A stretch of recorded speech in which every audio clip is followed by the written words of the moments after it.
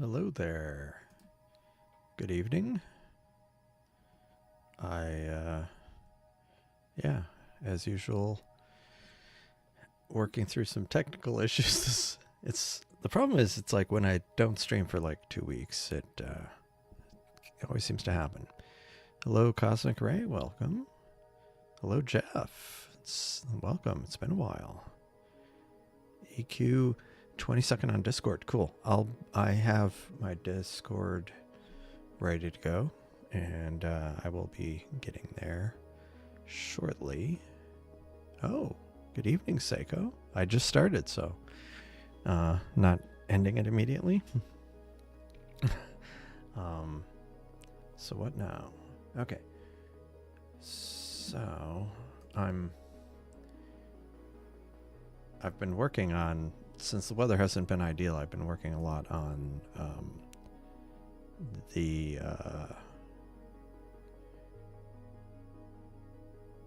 my new ALP replacement, and I'll get to that shortly. Hopefully, I may have to start up some things, but hello, Otto. Good evening. Well, thanks for joining. Oh, hello. Yes, Benji. Thank you. Don't forget to hit the like button. It does help these live streams. It really does, because it basically encourages Google to send out notifications or something. Anyway, so I still have to get the two Seestars running. I have the S30 here locally, and I have the S50 at Starfront. I was trying to use the latest ESC at Starfront and had some technical issues. I tried rebooting the Seestar. I might have to do it again. Hopefully the local one will be working fine, but in the meantime, I got the Newtonian set up because there was only limited time before some of the Milky Way core targets go behind buildings here. And so I'm going to just switch over to this. I have the 8-inch Newtonian going, and I had started this 20 minutes ago, the stack of the Eagle Nebula, and it's turning out pretty well. I need to go redo the stacking and oops, did I do that right? There we go. Whoa, that looks neat. Maybe I overdid it. Let me try that again. Maybe I hit a button twice. Or maybe never mind. I just need to, after I do this, I need to make the adjustment so I can bring this out a little bit. But yeah, that's, so this is with the SV220 filter and cooled, and this area right here is the famous Pillars of Creation area. Now, I also have a guide scope on here, an 30 millimeter one, but it doesn't have a filter, so I just started it just to see what I could get, and it's a pretty wide field. Unfortunately, the two are not aligned, the scope and the guide scope, but well, it's kind of a misnomer. It's a guide scope, but it's not guiding. It's an off-axis guiders guiding. So anyway, but yeah, so here's the Eagle, and again, no filter. So I'm pretty surprised that this much detail comes out in my Bortle 9000 skies. And this is the, I believe, the Omega Nebula. So that's a really nice field. And one of the reasons why I did this setup is because this is kind of the field of view that the S30 Pro is going to have, which I'm really kind of liking that. It's like the S30, but like 4 times larger. Nice. Oh yeah, smoky skies. That's been a problem for a lot of people recently. Bortle 9 Buster. Yeah, it does help it. Like the aperture really is helping. Yeah. Yeah, so that, and of course this is an area where stars are being formed, new stars, so kind of cool.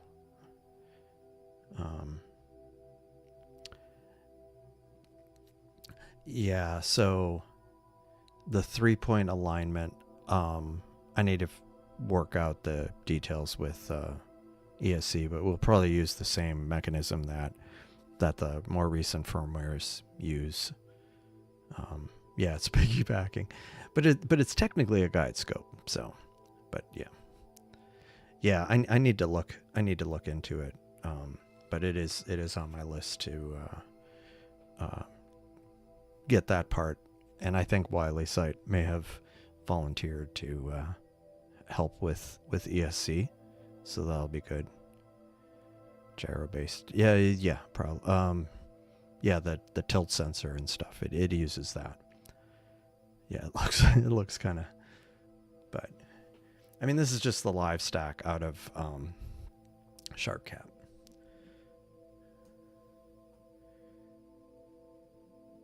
But I don't know. I'm really happy with that, just because it's that target is low to the horizon, and the moon's up.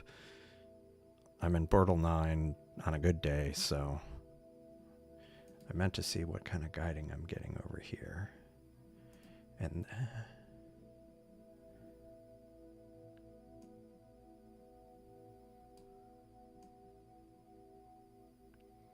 unfortunately, I can't easily, no. It's not what I wanted to do.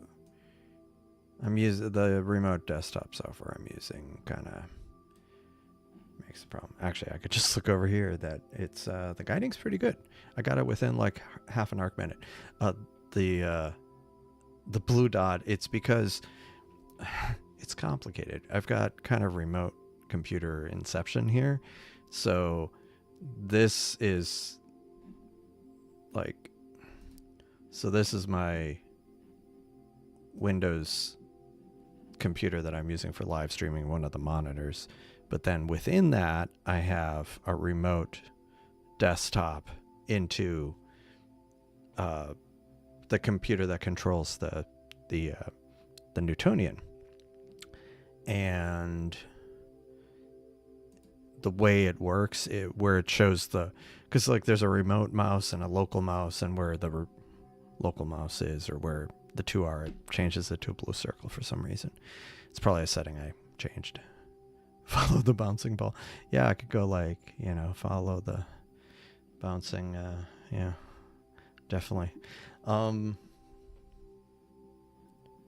did I do?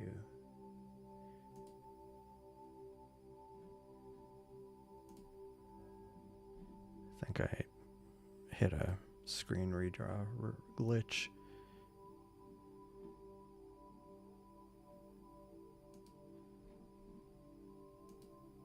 Oh well, that's just an artifact for some reason. But yeah, meanwhile, Cosmic Ray, Jay Kelly, and Para are streaming on Discord. Or what? Yeah, the Crescent Nebula, and is that M8? The Lagoon Nebula, I believe.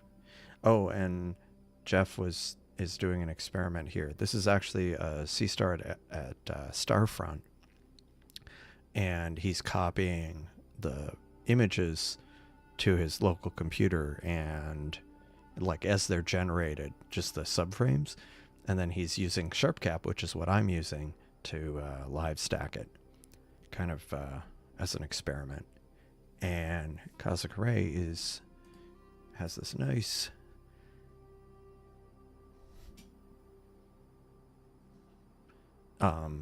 nebula, although it's tagged as that star, but very nice. Oh, your Wi-Fi signal's pretty solid. That's good. And he's running ESC, which is my software for controlling Seestars that I've been working on. So speaking of which, let me try to make sure that things are working here. Okay.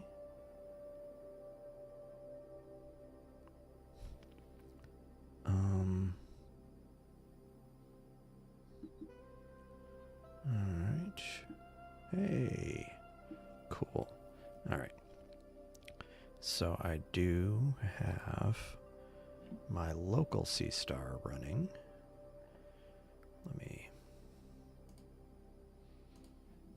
It's not pointing at a target, but we'll fix that real quick here. That's actually the one at Starfront. So let's get something going on this. I actually, if anybody has suggestions, just put it in the chat. But I do have some ideas, so I did write some things down. Oh, and after all the bad weather I've been having lately, or a lot of people have, but rain and stuff, it looks like there might actually be a few nice days in a row here and at Starfront. So hopefully that is the case. All right. It is not pointing at anything in particular, as you can see. Oops. I'm just moving that here while I get it situated. Now, what target was I going to image here?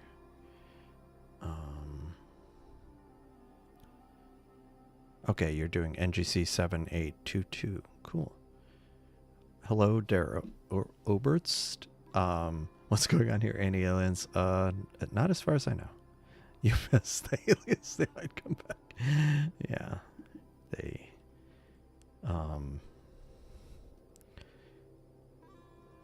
speaking of aliens, in a month, there's going to be an open house at the VLA, the Very Large Array in New Mexico. And I'm hoping, I said like in the spring I was going to go, but I didn't end up going. But I'm hoping this time to actually go. And if I do, maybe I'll go through Roswell on the way there. Just I've been to Roswell, but it's been a long time. I think the last time was 1947 when I got dropped off.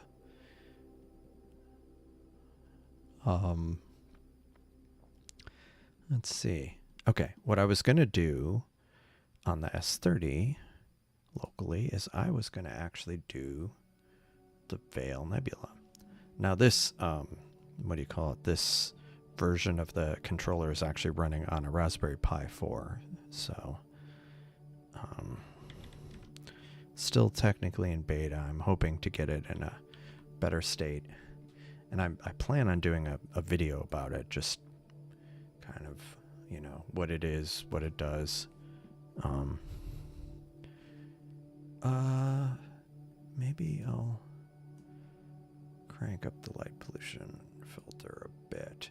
Now the an S50, the native gain is 80, but on the S30 the native gain is 200. So it put it at the native gain, which is 200, and so I've cranked it up to like 250. Looks like. So we'll see if this works.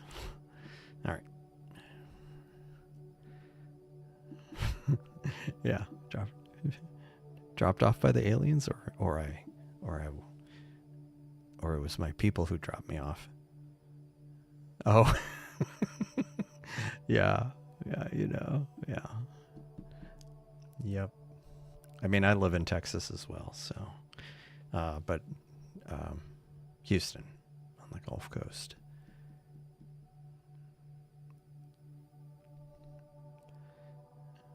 But yeah,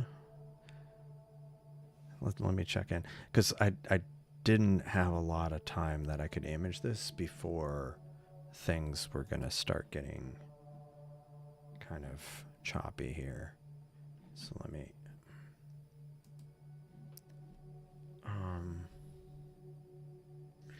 look at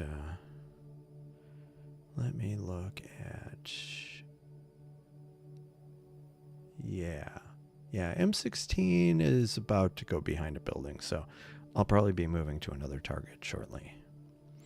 Oh, so cosmic ray is imaging. So NGC 7822 is the cosmic question mark.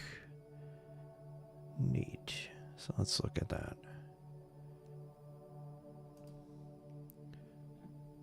So that is, what in the world? I guess it was 2 paths, but yeah, like, I guess I can kind of see the question mark. Yeah. Cool. Victoria. Yeah, I've been there. I've been to Victoria. Yeah, it is kind of red, but I just picked kind of the auto. I mean, let me see if I can fix that.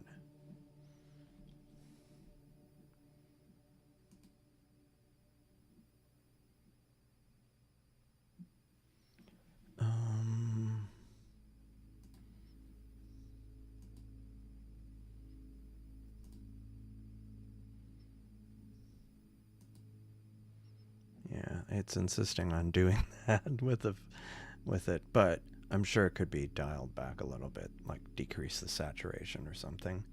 That's one thing I want to add to ESC. I mean, this isn't ESC, but I want to add kind of the color controls that that the app has.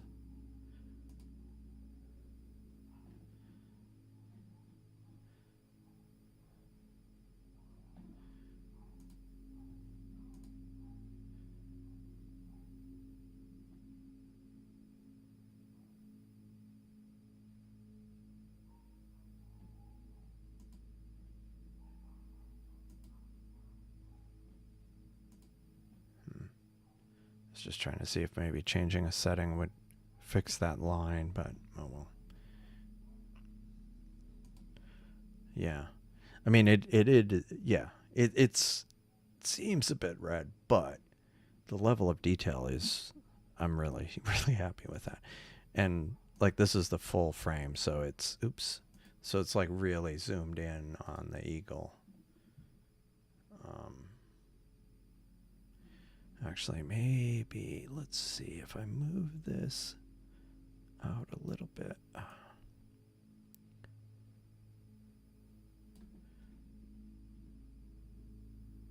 Yeah, I mean, again, all things considered, I mean, given that this is really low in my sky to the south, and like 20 miles of suburbs south of me, it's turning out well. But this is the SV220, the current one.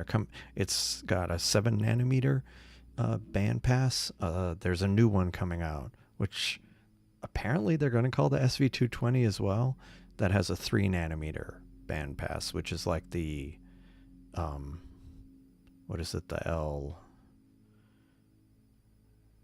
I forget the name of the brand, but anyway, their ultimate one. They have like the Extreme and the Ultimate, and that's the Ultimate has the 3 nanometer bandpass, but it's going to be like more than twice as expensive. You can get these for like $130.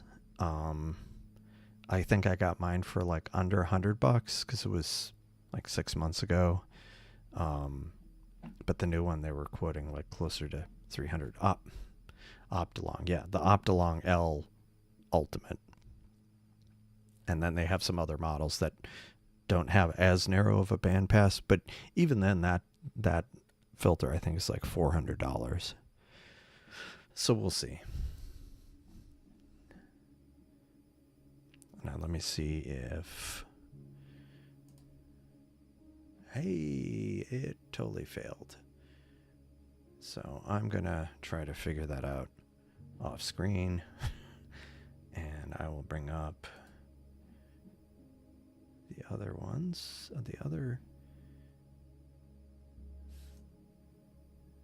We've got, I really like this lagoon. And then NGC 7822. Cosmic question mark. Hello, Goku. Welcome. Thanks for joining. Yeah. I mean, I have thought about getting like a 585 based mono camera, like the one QHY has, but then there's part of me where I have two 585 cameras, one cooled, one uncooled. Part of me wants to go a little bit like, I don't know, APS-C is so much more expensive, but maybe look for a deal on an APS-C, like some used one, and go that route. But yeah, mono would be ideal. Color chip, yeah. Well, and that's another thing that I want to add is being able to like some of this astronomy software, it'll calibrate the colors based on astronometric data, like based on this, where it is in the sky and the star colors, and it'll try to normalize the colors. And I want to be able to add that to ESC, which again, this isn't ESC, but for the Seestar stuff, at least to be able to come up with, I mean, you can always tweak the saturation later, but sorry, I think I got bit by a mosquito on my back when I was setting up earlier. But we're up to 35 minutes, so I should really look at getting another target over here.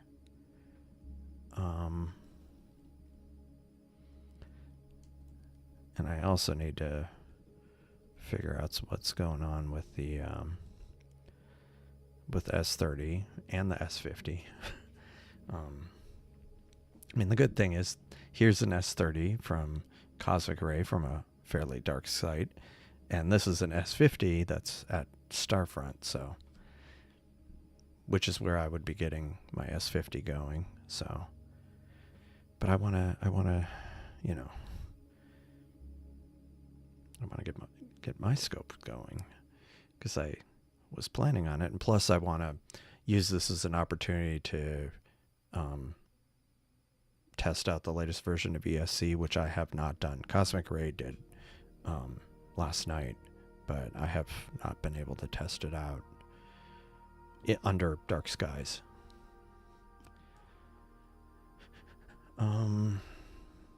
Let's see. Yeah, I'm gonna have to stop this because it's gonna start dropping like crazy over here.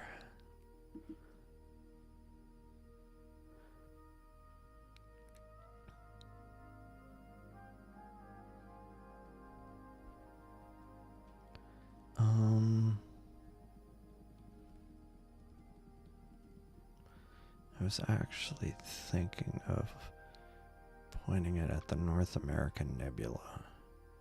So I just need to figure out how I'm going to do that. So first I'm going to stop this, and we're going to stop this, which has turned out pretty well.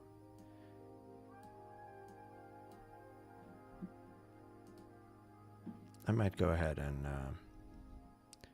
restart my remote desktop just to see if I can fix that line.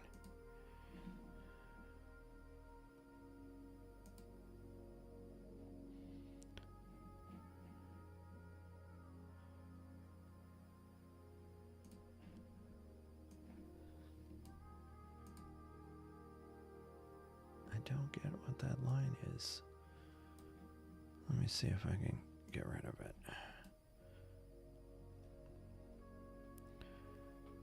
Let me me see if I can get rid of it.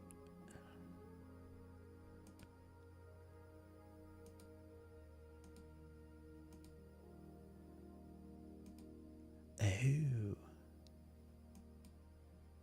That is interesting.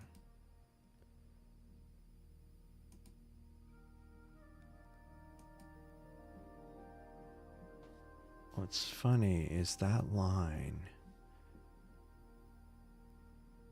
Could that be?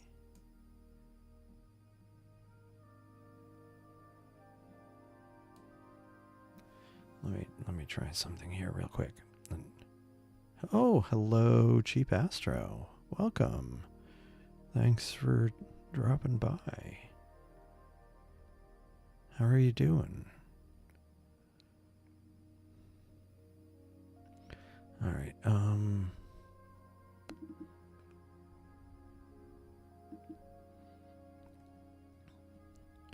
Oh, hello, Misfits 15. Welcome. Thanks for dropping by. And yes, don't forget to hit that like button. It does help the live streams a lot. I know I always say that, but it's still true. Okay, cool.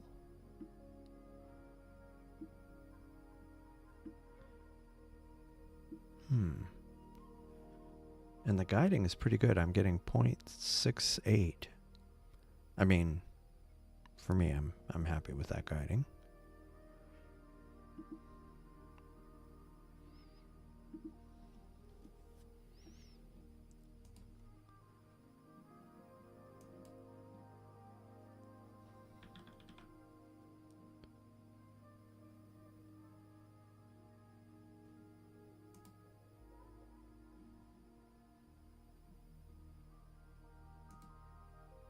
Interesting. So this that line coincided with this line in PhD2, and so I have no idea why it was that way, but I fixed it. All right. So let us go to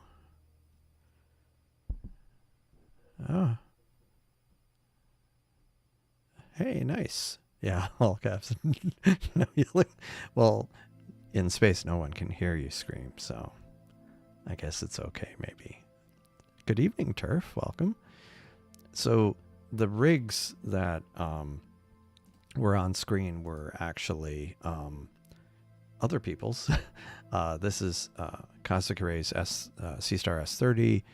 This is Jay Kelly's S50. Running at Starfront, and I forget exactly what power 2 is running, but what I'm running, and I'm trying to get my Seestar running, but I'm running the Newtonian 8-inch no coma corrector with a cooled 585 camera on it. So that is what. Well, that's an SV Pony camera that I have piggybacked on here, but this is the camera. I was pointing at the Eagle Nebula, but I'm about to go to North American Nebula. So,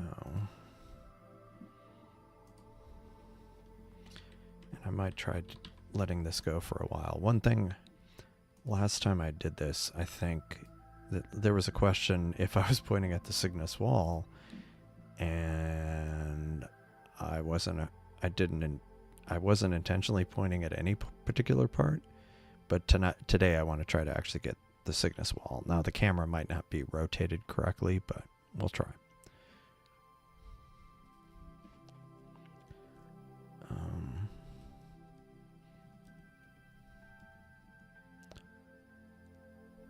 Okay.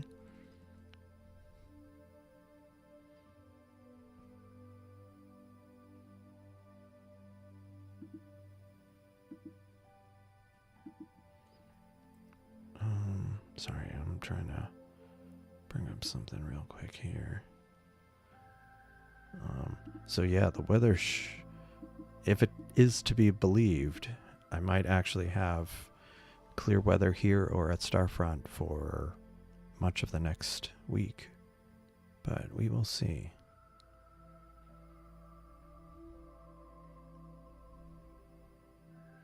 Like maybe even through next weekend. One thing I'm going to have to do is rerun the calibration here. Once it's where it needs to be. Yeah, either way they can't hear you. Switch to the Tulip Nebula. Was you switched to it or? Oh yeah, yeah, Tulip Nebula right there. This is looking pretty cool. Para 2's setup. You're not getting constant clouds. Wow, missed the lunar eclipse. Yeah, it wasn't visible here. And I'm glad you mentioned that. So there was a total lunar eclipse visible in Europe, Africa, and Asia. Yet last night or Saturday night, I forget.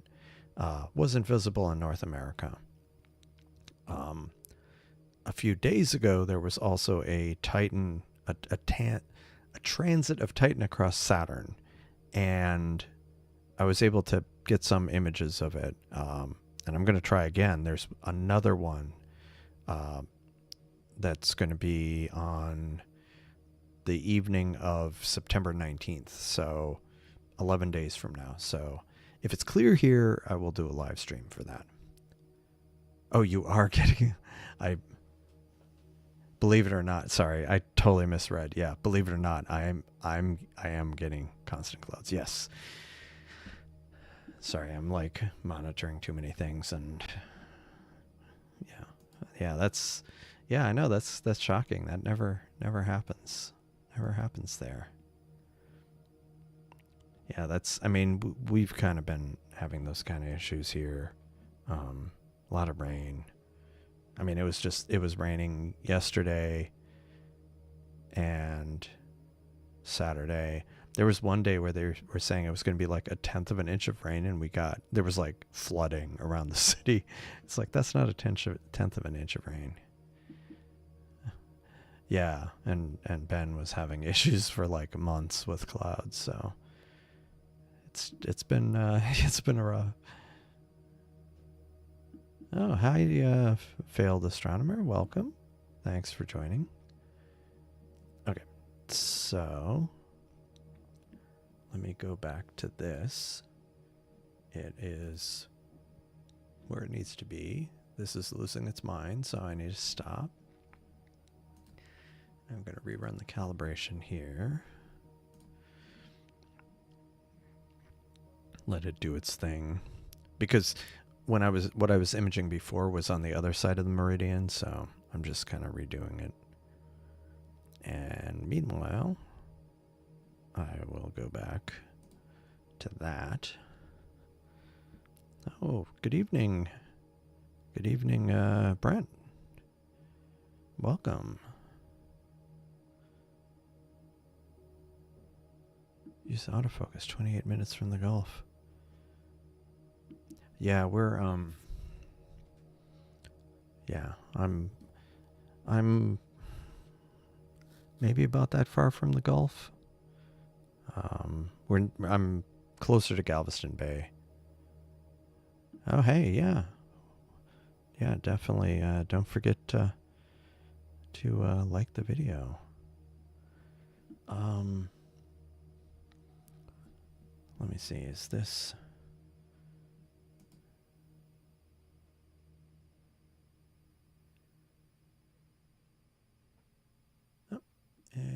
the calibration results were acceptable. And while I was like fixing this line, I fixed the, like, these numbers were being cut off, so I changed it.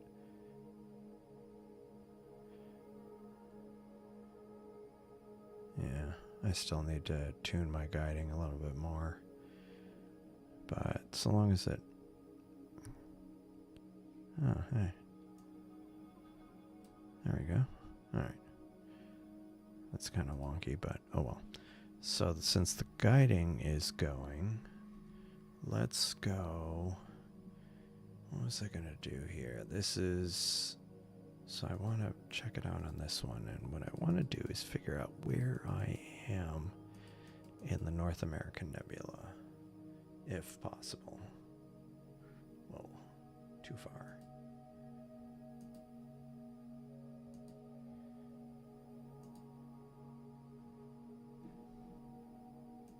And unfortunately, the two scopes aren't aligned, so...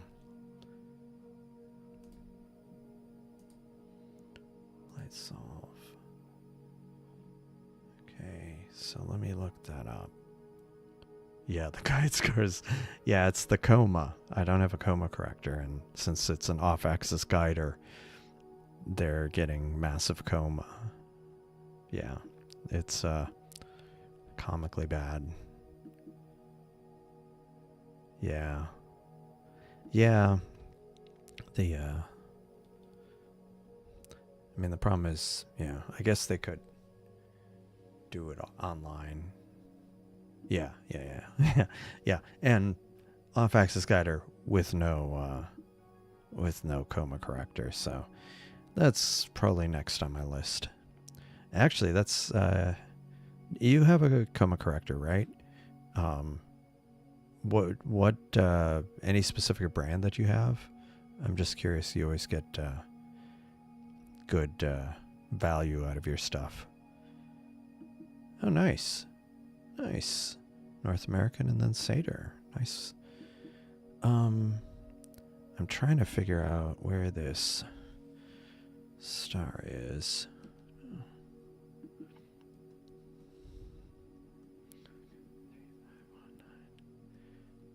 Okay.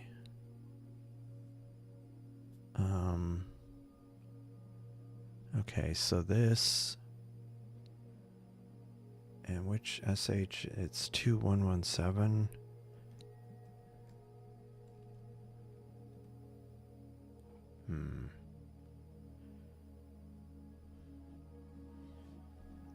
I might...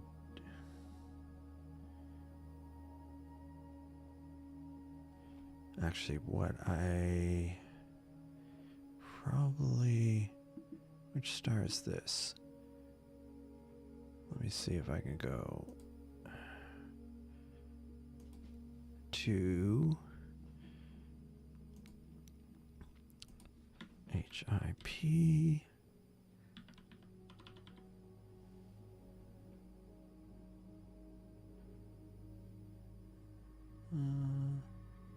Nope. Oh, have to put a space. All right, so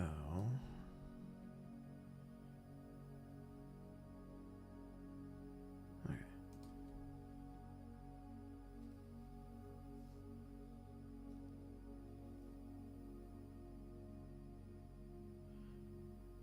Okay. Okay. 519.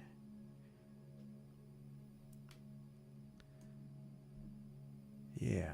So the Cygnus wall is going to be over here. So I'm going to just tweak the position a little bit.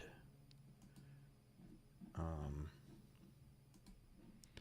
going to pause the guiding and give me a sec here. Make sure that I don't do like really fast, like 2.5 degrees a second would be bad. So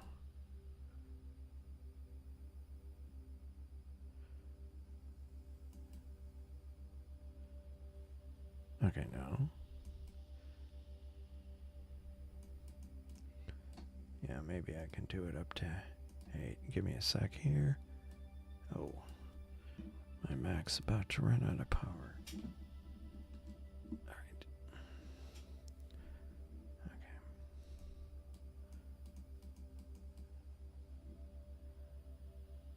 Okay. I think that's right. And then, is this the way? Yeah. because I want to kind of get this. Bear with me here. I'm gonna.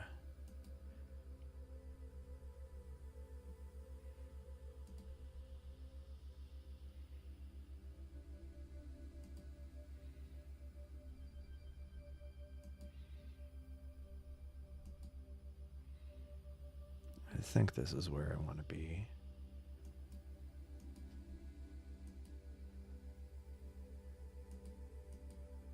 About to find out.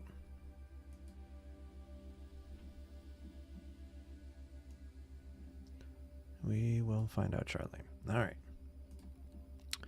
So, and I'll look at the chat in a second. Please bear with me while I get this going. And check the guiding. Get that going.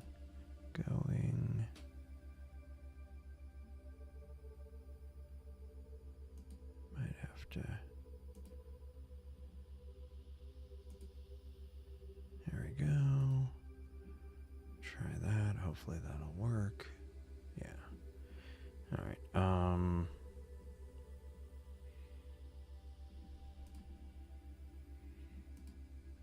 right. So let us try. Actually, that. All right. Let me check the chat. Sorry.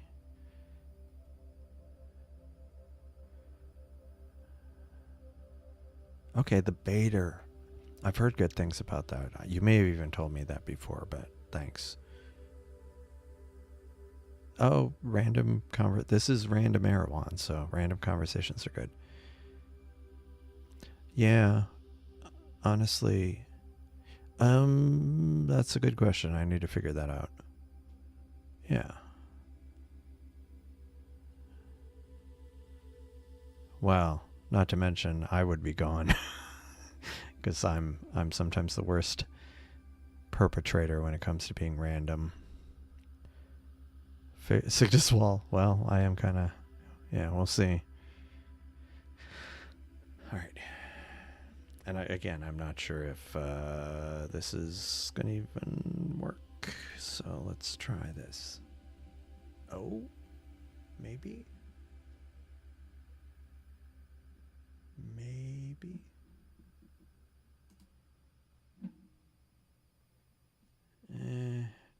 I didn't quite. I needed to go a little further to the right, so I'm going to stop this and go a little further to the right and down.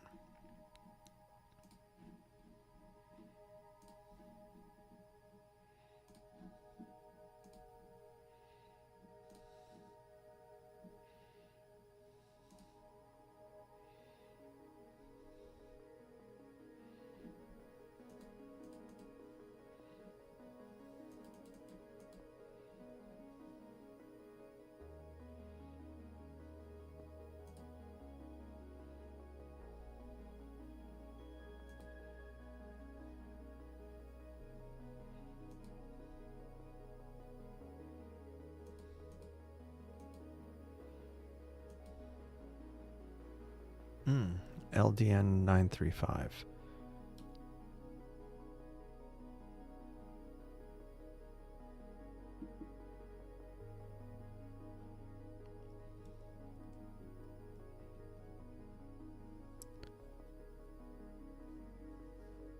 Which one is 935? Oh, okay. What is that star?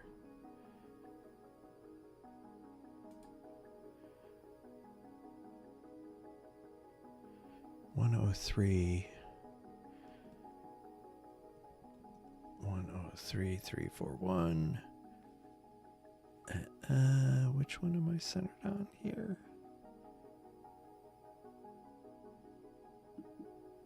Okay.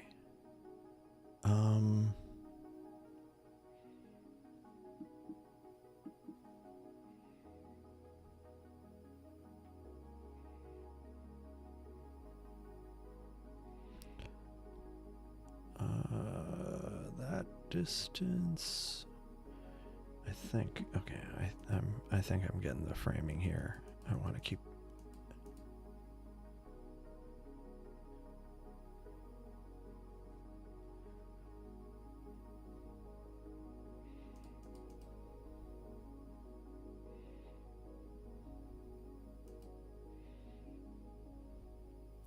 The framing might not be exactly what I want to get, but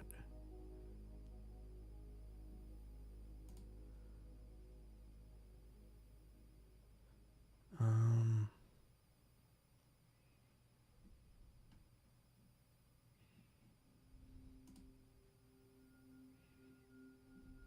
think I want to get this out of the way.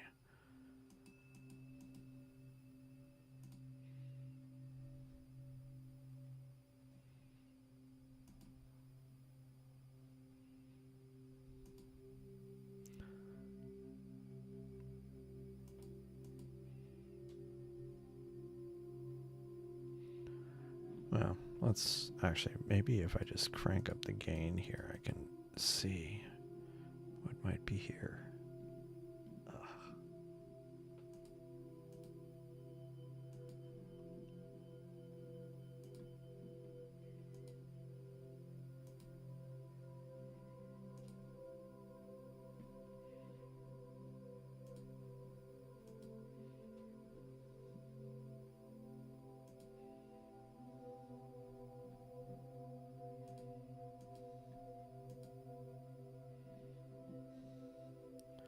Sorry, give me a sec. I want to let this run for a bit, and so I want to get the alignment right. If only the colors would be right. I might have to just go with it. That's fine.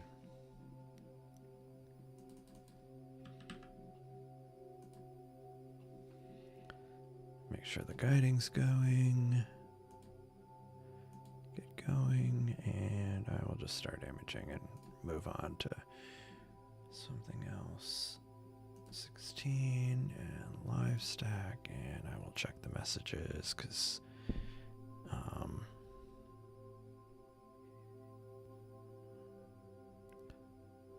right. Yeah, nice. That's awesome. Yeah, so on the Discord server, I posted a link to a Google Drive where you can drop things, drop images, and other people will process them. SharpCap doesn't like. I actually don't know. I need to try, but I may have to increase the exposure a little bit. Problem is, it's having a hard time finding stars. Alright, so we'll go with that and get back to this. And maybe I'll decrease it to 8 seconds.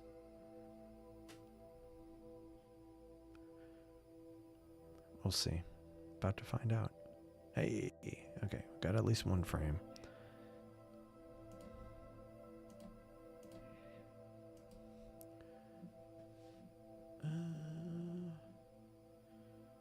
Maybe better.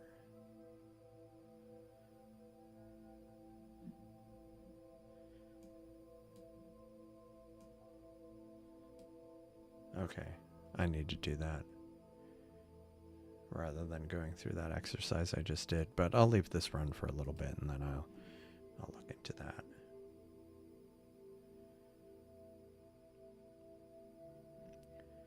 And I also should just making sure this is the wide field, so I'm gonna see how that looks. But again, it has no filter, so might not be good.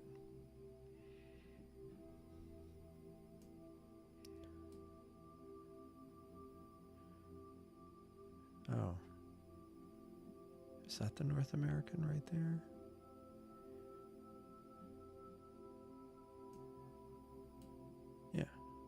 that's it up there. Like it's rotated. It's a problem. I don't have my scopes, these two scopes aligned.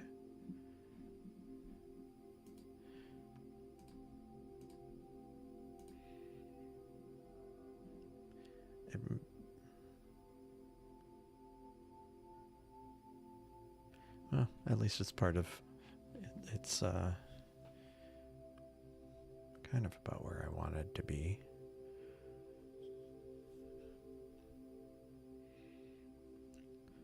I might.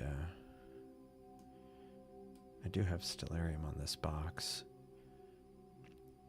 Let me go look at. Let me look at the Seestar. Yeah, there are some people who are good at processing images on the Discord.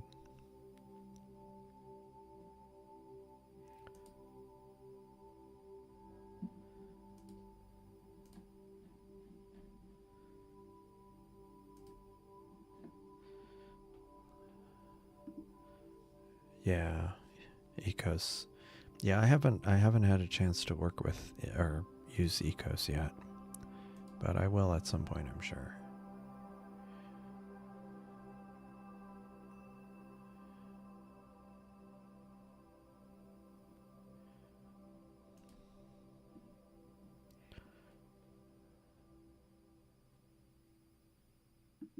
What target? Yeah, it's the North American Nebula on the Newtonian kind of.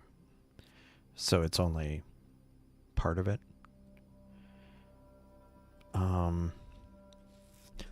What am I?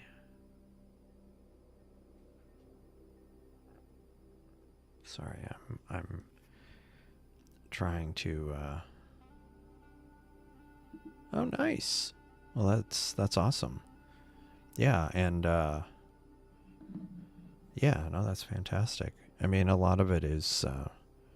I mean, there's. Yeah, capturing the image and then, yeah, kind of. Yeah, no, that's great. Getting your photos in front of more eyeballs is always nice.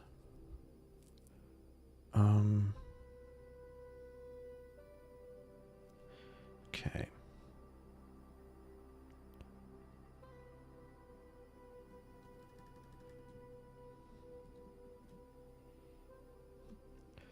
So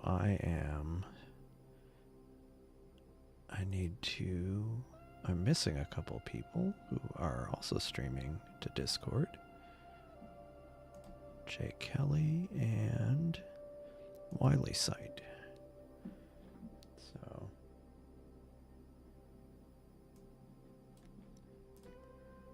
if I remember correctly, Wiley Sight's doing a mosaic of North American Nebula.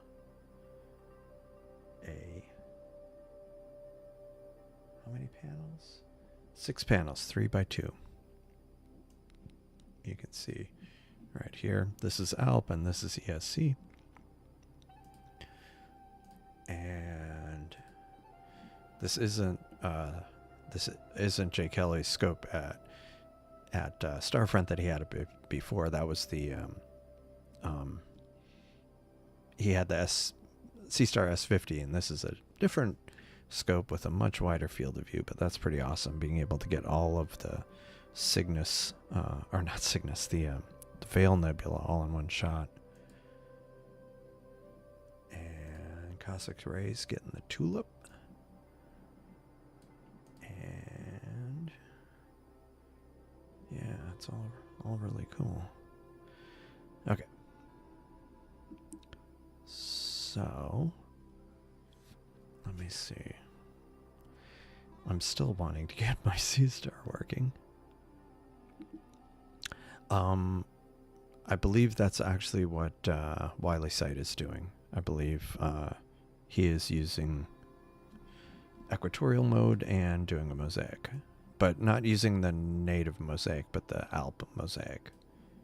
Yeah, he's in equatorial mode, and he's using, and I've used the native mosaics in equatorial mode. So it does work. Yeah, and I mean that's I don't tend to share mine very broadly. Yeah, that would be good. Hello, Wiley Site. Welcome. Thanks for joining. Are you talking about the Seestar Mosaic or the ALP Mosaic? The ALP Mosaic, I would say, probably takes less time because it's not, well, it gets better coverage, but and a lot fewer dropped frames because of the way the native Mosaic works. The native Mosaic is kind of doing this spiral pattern, and for whatever reason, it has a better drop rate than it used to, but it has a not inconsequential drop rate for whatever reason. Whereas the ALP one, it's just doing multiple panels, so you're basically doing multiple stacks that overlap a little bit, and then you stitch them together.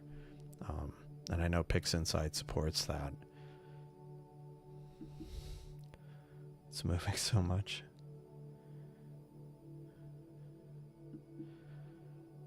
Oh yeah, as far as the native Mosaic, yeah, because it moves every three frames. And yeah, the Seestar's guiding isn't, I mean, it's just a lot of time it's having to like figure out where it is pointing at. And yeah, so it's tends to be a bit error prone, or drop prone, I should say.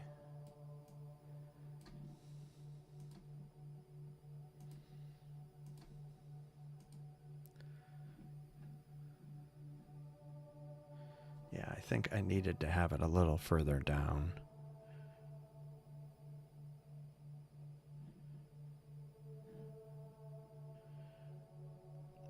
Let me see if I can. Yeah, the more it moves, the more trailing.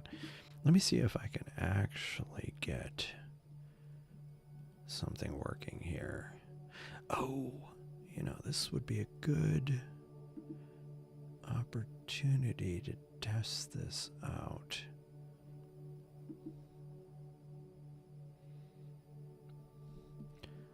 So,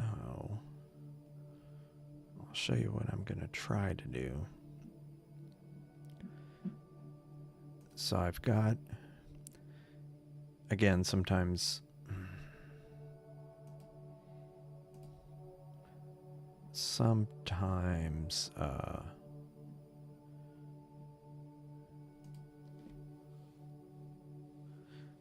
out. Oh, sorry. Just realized I need to charge my watch. Anyway, sometimes at least for me, I guess, because I don't have it properly kind of rotated, and I have a very narrow view of the sky. A lot of times the Seestar will end up kind of pointing at a building, and it'll just fail to go to the target. And because if it ends up pointing kind of the wrong direction and it can see stars, it can course correct. It'll plate solve, and it'll be like, oh, I'm pointing the wrong direction. But if it goes from one building to another, that doesn't help. But, oops. No, it wasn't here. It was my local browser here. So this is pointing at a building. And let me try moving left.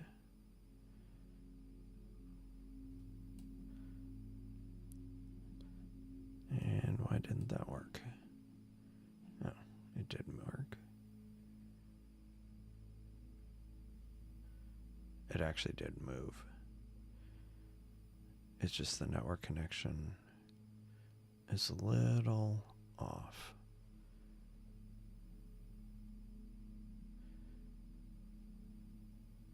And of course, it went from one building to another. So that's not helpful.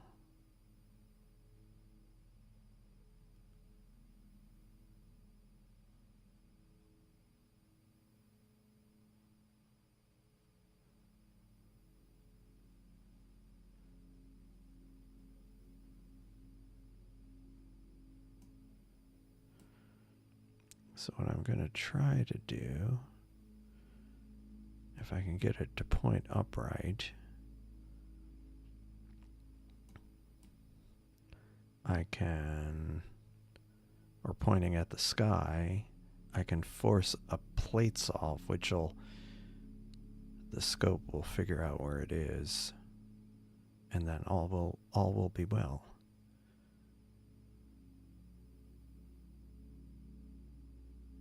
What in the world?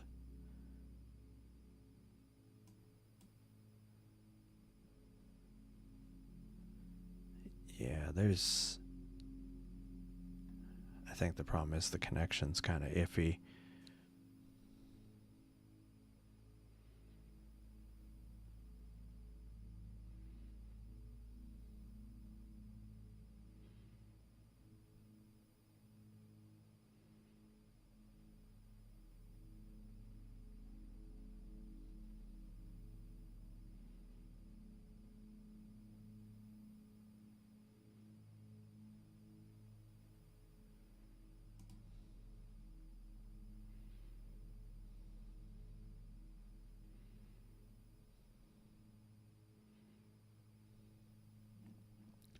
Anyway, this is kind of dull for people to watch, so I'll take it off screen while I'm trying to figure it out. Nice. That's pretty cool. What images can you get from the moon? Well, I mean, if you're on the moon and you have a telescope, really anything. There's no atmosphere. So you could theoretically do it any time, so long as the instruments and stuff are properly shielded from the sun. Yeah, probably. Yeah, like there'd be no atmosphere, no seeing, no twinkling stars, so you'd be limited by the optics.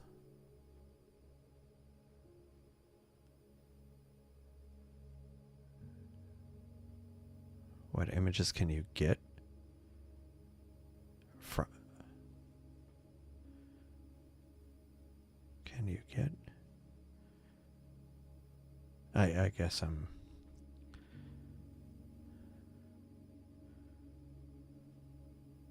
Oh, of my telescope of the moon. Yeah. Right now the moon is behind a building. So, I probably will point it at the moon here in a bit, or maybe I'll do it at the Starfront. Yeah, I think I want it to be a little further south here, or not south, but kind of centered a little differently, but that's cool. It's 12 minutes. All right, let me see if I can get this thing.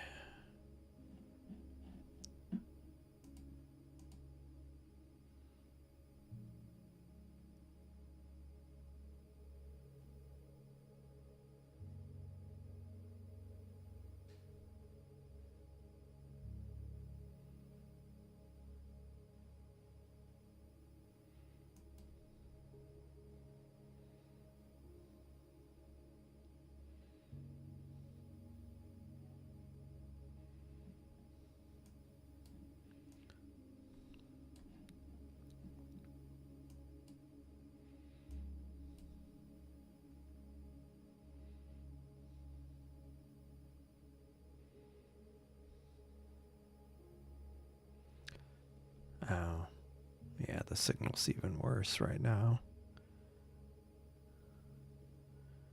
And so it's like totally overreacting.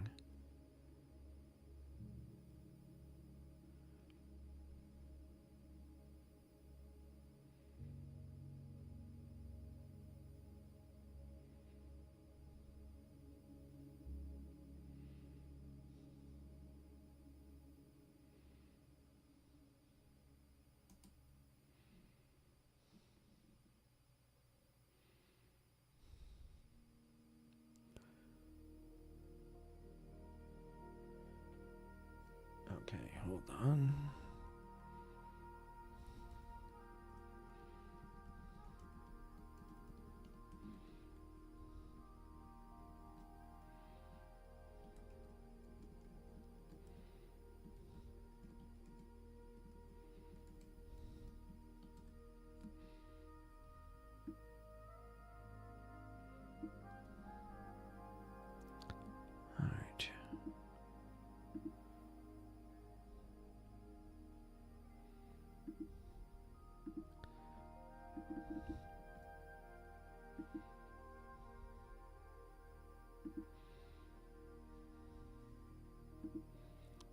See if that works.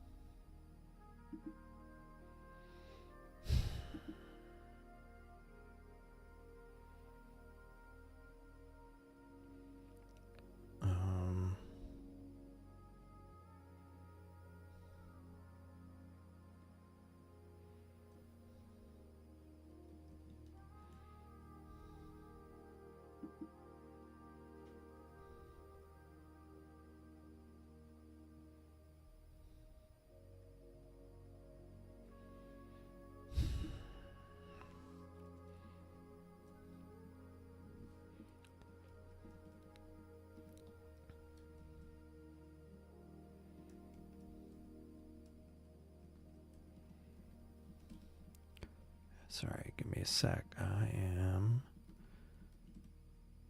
trying to get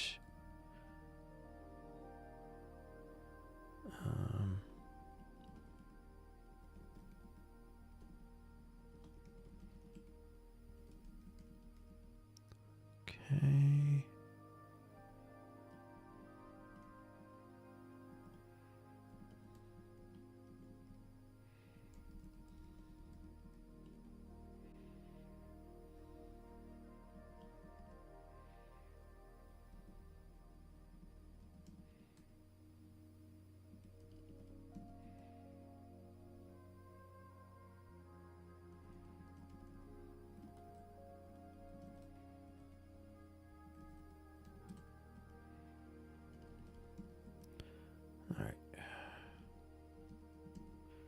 Give me a second. Almost there. I'm just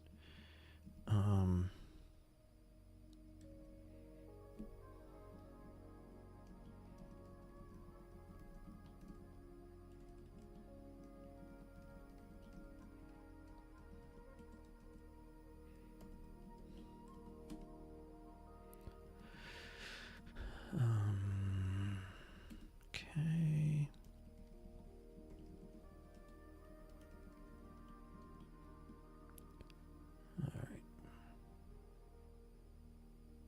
Meanwhile, let's check on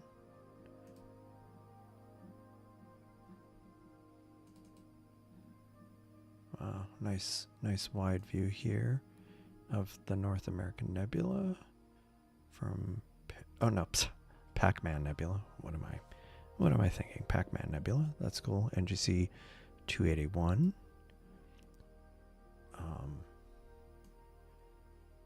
Jeff's that is a really amazingly wide view of the Veil Nebula.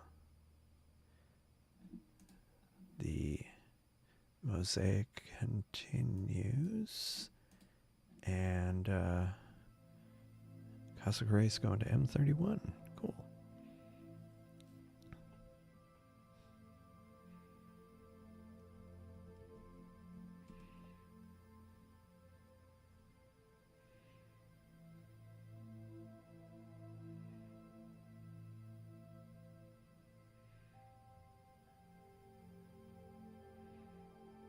Alrighty.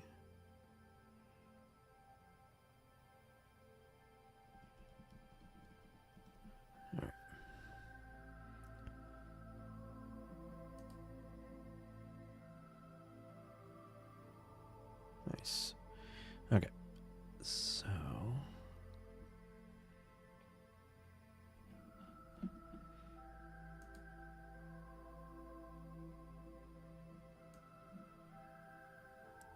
oh, nice.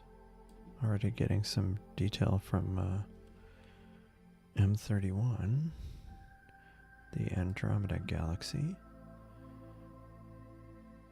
Actually, one thing I haven't looked at is how is the wide field doing. I really need to redo this one with one of my light pollution filters.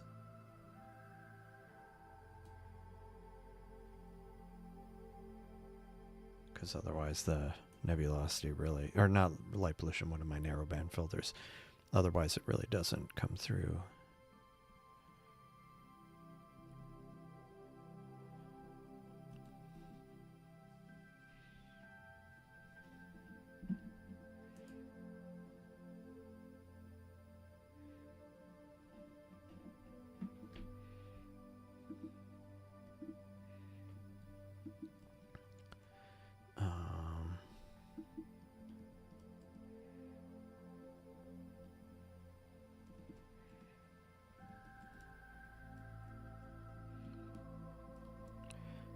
Sorry, I'm going back to plan B.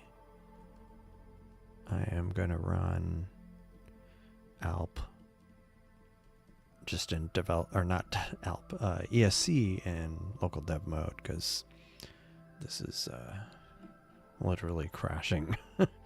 Crashing or crashing out, whatever you want to call it. It's not happy. Let me go back to the... I am so far behind on the chat. Yeah, Isaac's was looking a bit grainy. I think it's just noise and stuff. Yeah, that's true. The full Earth would be rough. Yeah, the full Earth would really suck. Is my Newtonian my best scope?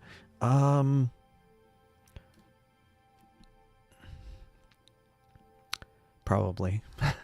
I mean, it's got the problems with coma, but as far as the focal length isn't bad, the light gathering is really good. Been pretty happy with it. Yeah, I mean, it's a pretty good general purpose scope. Like, I was able... It doesn't do great with like really small stuff, but yeah. And so that was one thing I went into it like knowing I kind of wanted to see how bad it would be without the coma corrector, and so far it's, I mean, I'm happy with it. Okay. Oh, okay.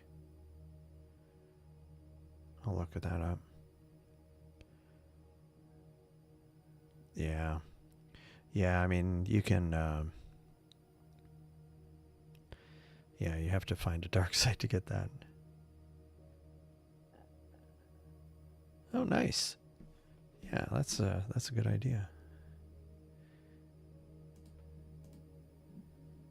Yeah, so instead of having two browsers, you just use Arc and do a split screen. Two different tabs. It's kind of handy. Yeah. ALP doesn't do well. Firefox browsers oftentimes have a problem with the video in ALP. But I don't know what I did differently, but it's definitely more stable in with ESC. Maybe because I'm mostly developing with that, so if there were any issues, I fixed them.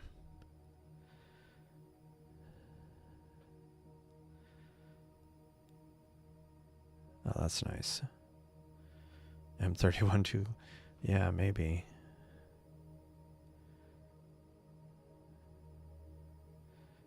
Okay, good night, Cheap Astro. Thanks for coming by. for stopping by. I'll probably be doing more live streams this week, so hope to catch you next time. Or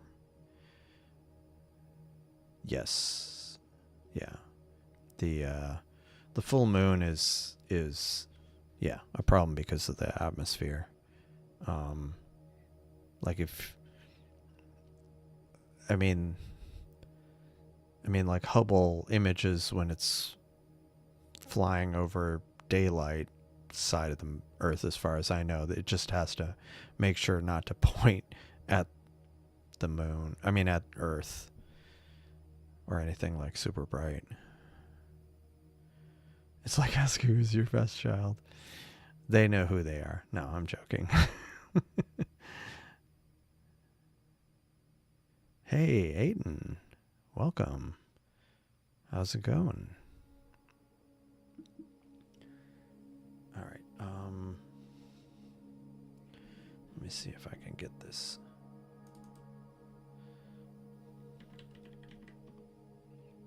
It helps if I spell my computer name correctly.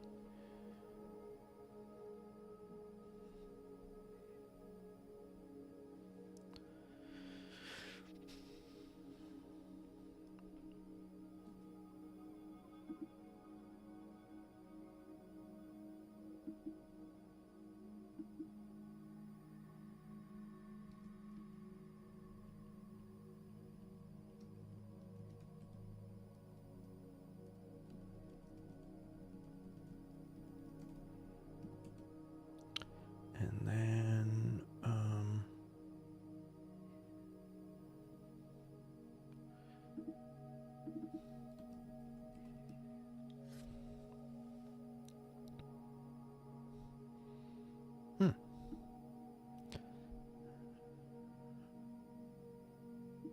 oh, right. Sorry, I was like, oh, ESC just comes up at Starfront, but that's right. I needed to reboot the Seestar there because it was having issues. The good news is there will be other live streams this week, so even if I don't get it going tonight, I can hopefully get it going on a future night. All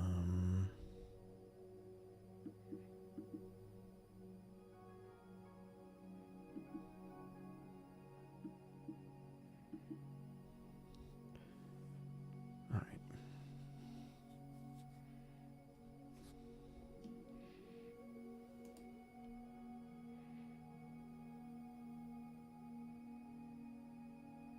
Okay.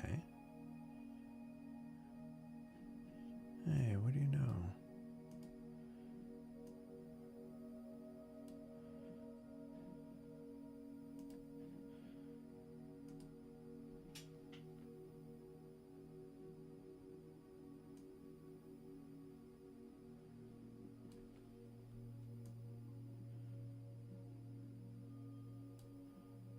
Well, I finally got the S30 running. I kicked off a plate solve because it's not sure where it is pointed. All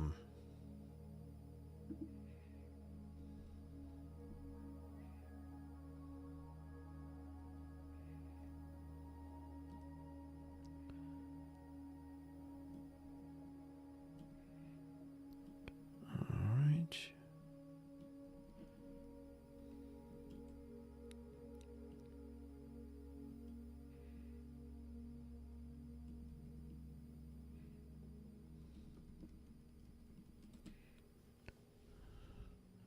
All right.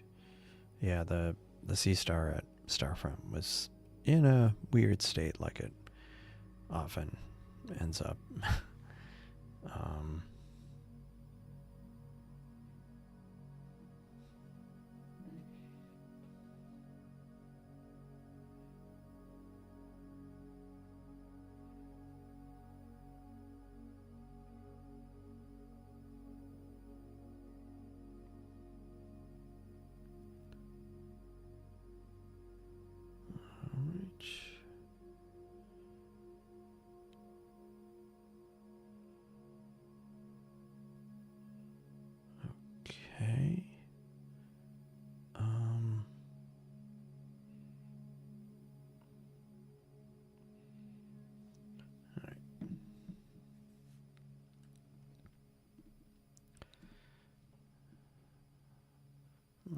check the chat again. Yeah, I didn't get it quite aligned the way I wanted it to, but yeah, the part that I did get is it's looking pretty dramatic. Yes, so theoretically, yeah, I did, because of the way the it does the auto discovery. Even if you have two Seestars without specifying their IPs, it should recognize both of them. Good night, Dara Orbs. Thanks for joining. Take care. Yeah, you too. Have a good rest of your night.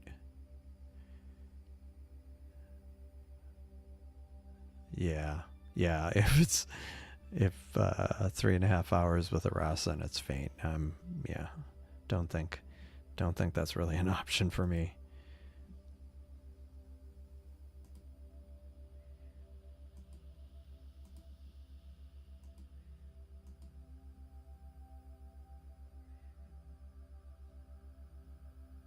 Okay. Yeah, yeah, maybe. Yeah. Oh yeah? Nice. That's cool. I need to do that.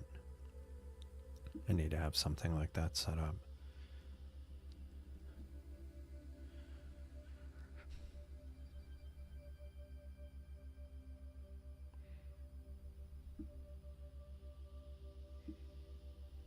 Okay, let's try this again. I basically forced imaging here because I don't think the plate solve ended up working, so hopefully this will solve.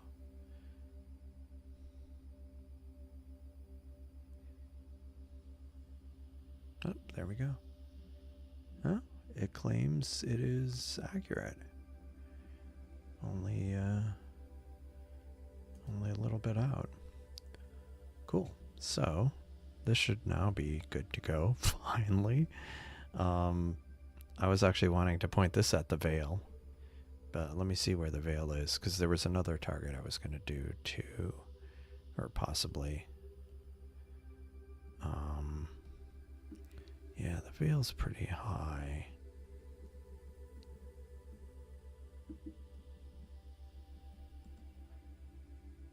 Yeah.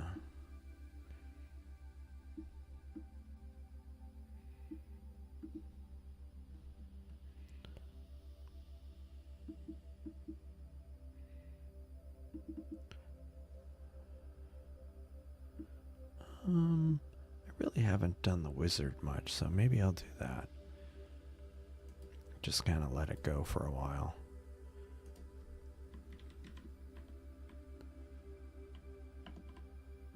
Okay. Go to light pollution. I'll crank up the gain here to 250. Stop our current imaging, sure. Will it actually stop? That is the question.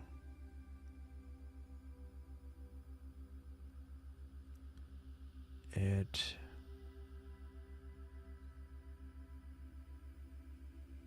did not, so I'm gonna manually stop that.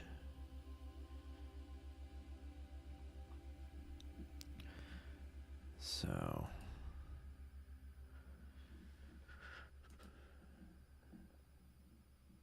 okay, let me get this and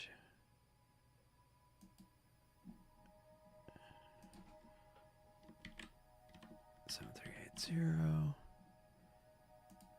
Okay, go to light pollution filter. All right. So it should start moving. This is looking pretty good. I got Pac-Man there.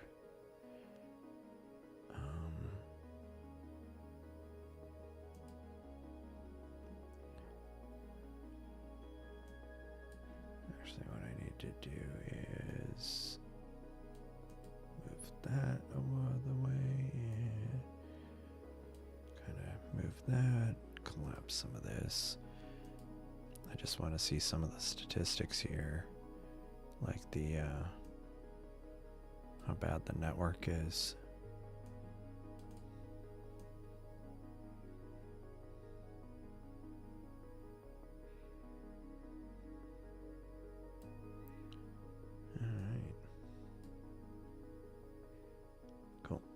Let me check the chat.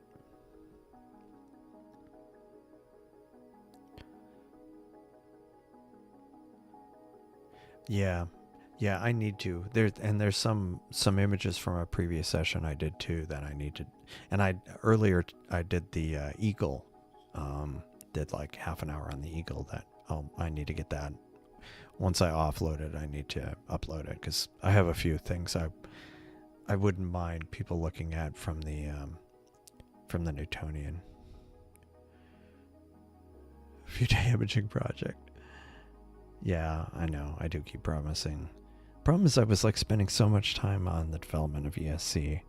Like I had even plugged in the external SSD yesterday to offload the stuff, but then I ended up having to do some research for my mom and stuff. So yeah, Astroban. Yeah, so modding an old coil cooktop to use as a wireless charger.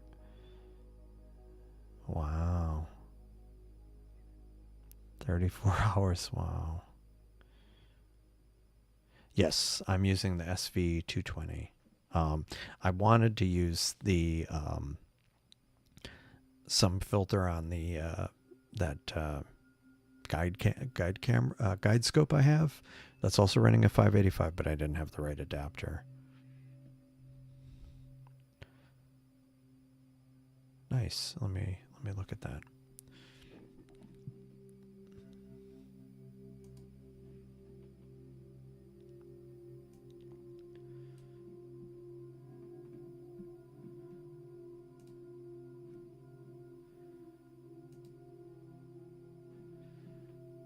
So this is SH292. Whoa. With 34 hours of data. And a 6200 Pro. Nice, very nice.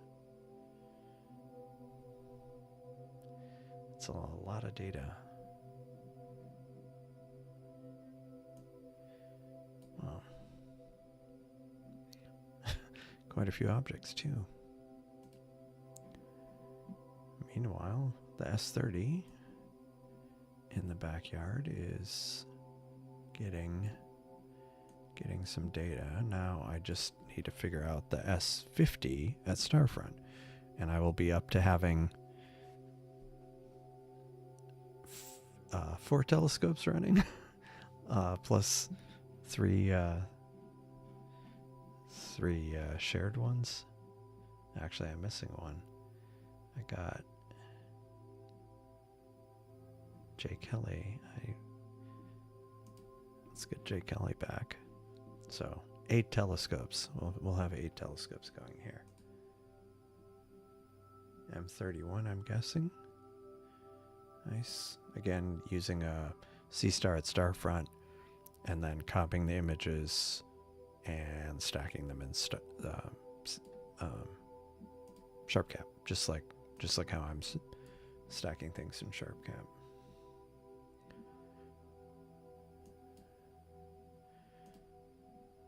That's looking really good. Got kind of a gradient because of the moon and its horrible light pollution, but looking pretty good. Got a nice dust lane here. Got the one of the satellite galaxies, and the Pac-Man Nebula is looking good. And a new panel. Yeah, just started a new panel, 4 frames in. And this will be a good one because it's kind of the central part of the North American Nebula. A mosaic that Wiley site is doing. So we've got M31, we've got Pac-Man, North American, and Wolf. So let's see, different focal lengths, different dark sky locations, and I have so many windows open I lose track. But yeah, so 34 minutes. I am liking the detail.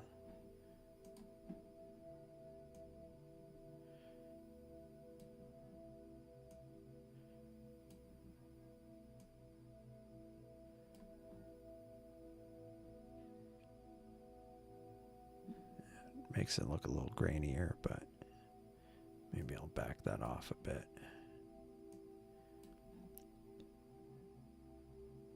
Still pretty cool. Actually, what I need, let me just double check something here.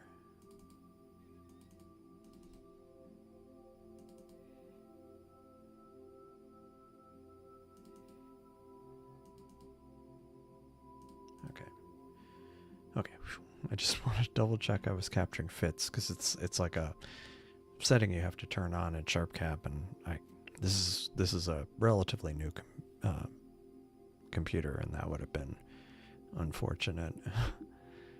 All right, so let's see if we can get.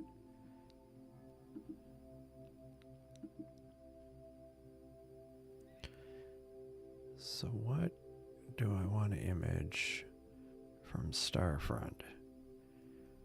I was actually thinking of doing more time on the Bubble Nebula, but we'll see. Let me see where that is. Actually, that's something I should try with this to like get a tighter view of the bubble. NGC 7635. So I'm going to try that from Starfront now. And I'll bring it on this screen once it is there.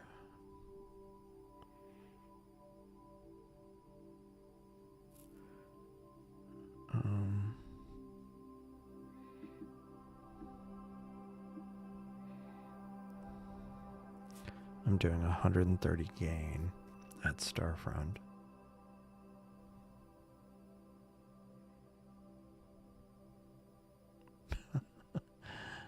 Interesting.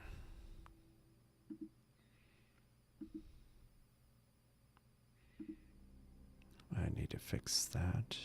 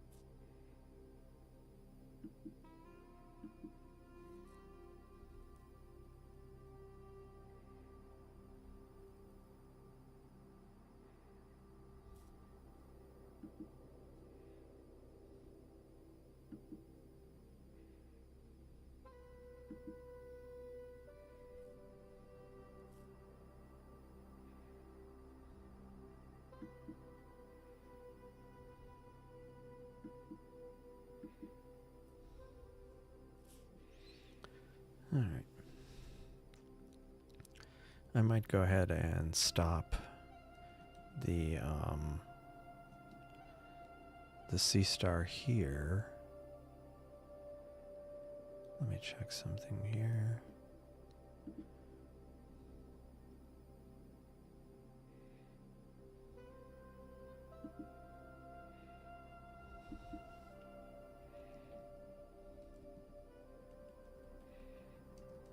So it's NGC 7635. Okay.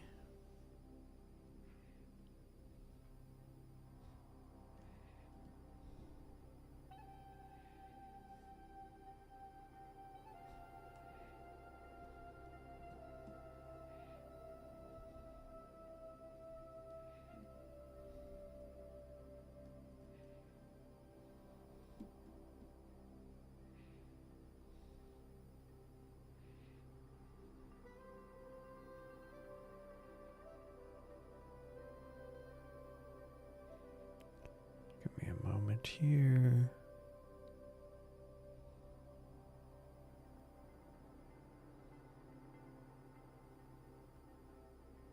Oops.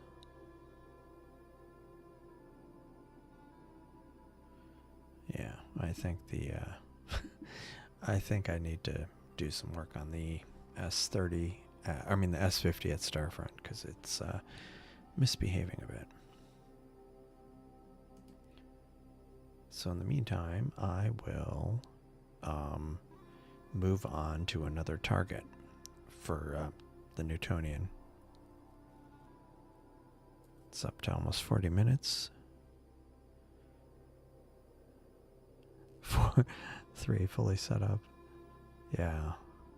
Yeah, and I mean, I could run more locally, but like I could run, yeah, but I'm not going to, because then it becomes like logistically a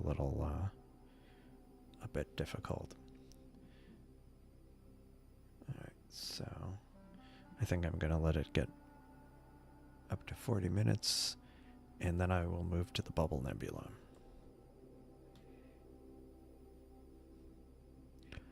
Because I'm kind of curious how this will work with the bubble. I don't think I've imaged it, have I? I guess I'll find out.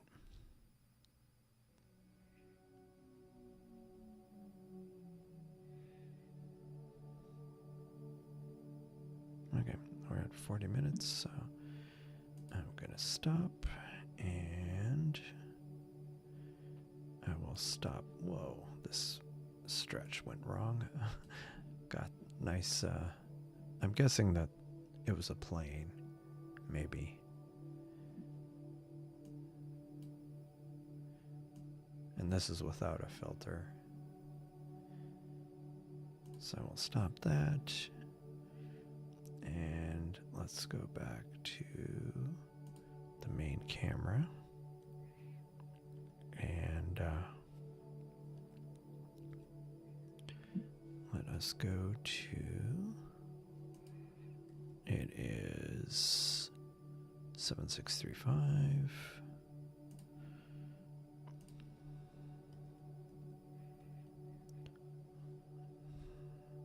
Helps if I type in the right keyboard. 7635. And sorry, I just wanted to check how the guiding was doing. Not too bad. This is looking good, the wolf. Let me zoom in. Let me zoom in a bit on this. And this is the S30 running locally. I'm planning on letting this run for a while. Usually, because my skies are so challenging, that's usually what I've been trying to do with the S30, is just kind of let it run for an hour or more.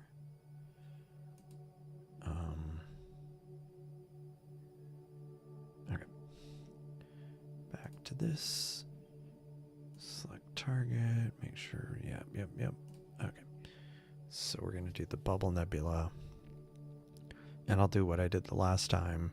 It'll be centered with, on the main scope, you know, fairly tight view, but then I'll do a wider field view with the, yeah, sharp cap for dummies. Yeah, I mean, yeah. I should do something.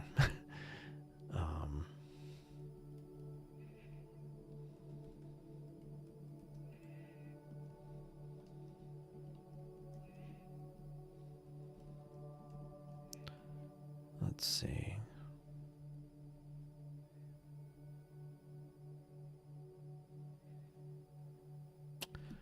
Oh, yeah. So one thing that I did recently is because I was hoping to go out to the VLA open house in New Mexico, but it's like 700-800 miles away, and I really didn't feel like bringing along the Newtonian. Anyway, several things kind of I thought about a few things, and anyway, I'm rambling.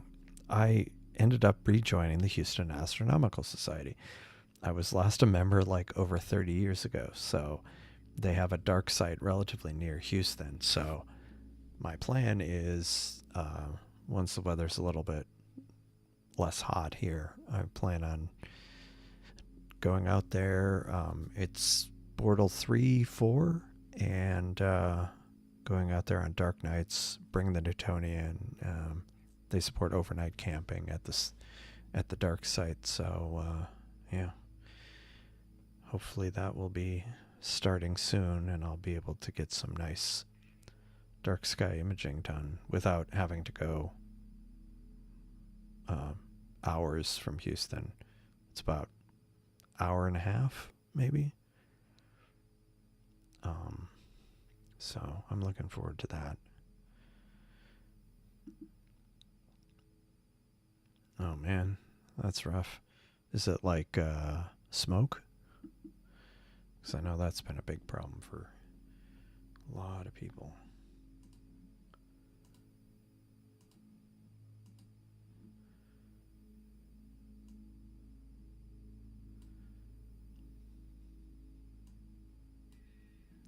I mean, it's pretty good. The minute and a half and the bubble's pretty clear. This is the full frame.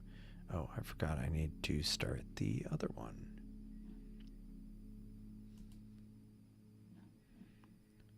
And of course this is without filter, so... and not centered, so... is that it?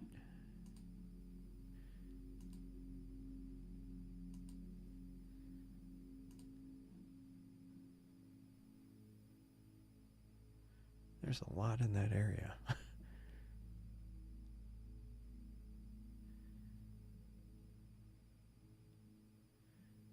That's cool.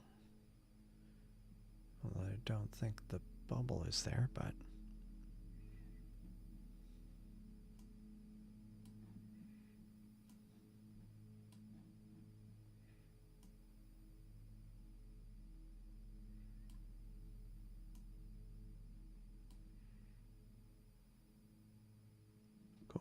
Alright, let's go back to the main scope and zoom in a little bit, move it off center, and then bring up these. Yeah, but I mean I'm in a bad Bortle 9, so on the other hand, you know, yeah, it's a trade-off. It's a trade-off. But for me, Bortle 3 is amazing. So I'm definitely looking forward to that. Yeah, astro image fiddling. Yeah. Ah, smoky. That's too bad.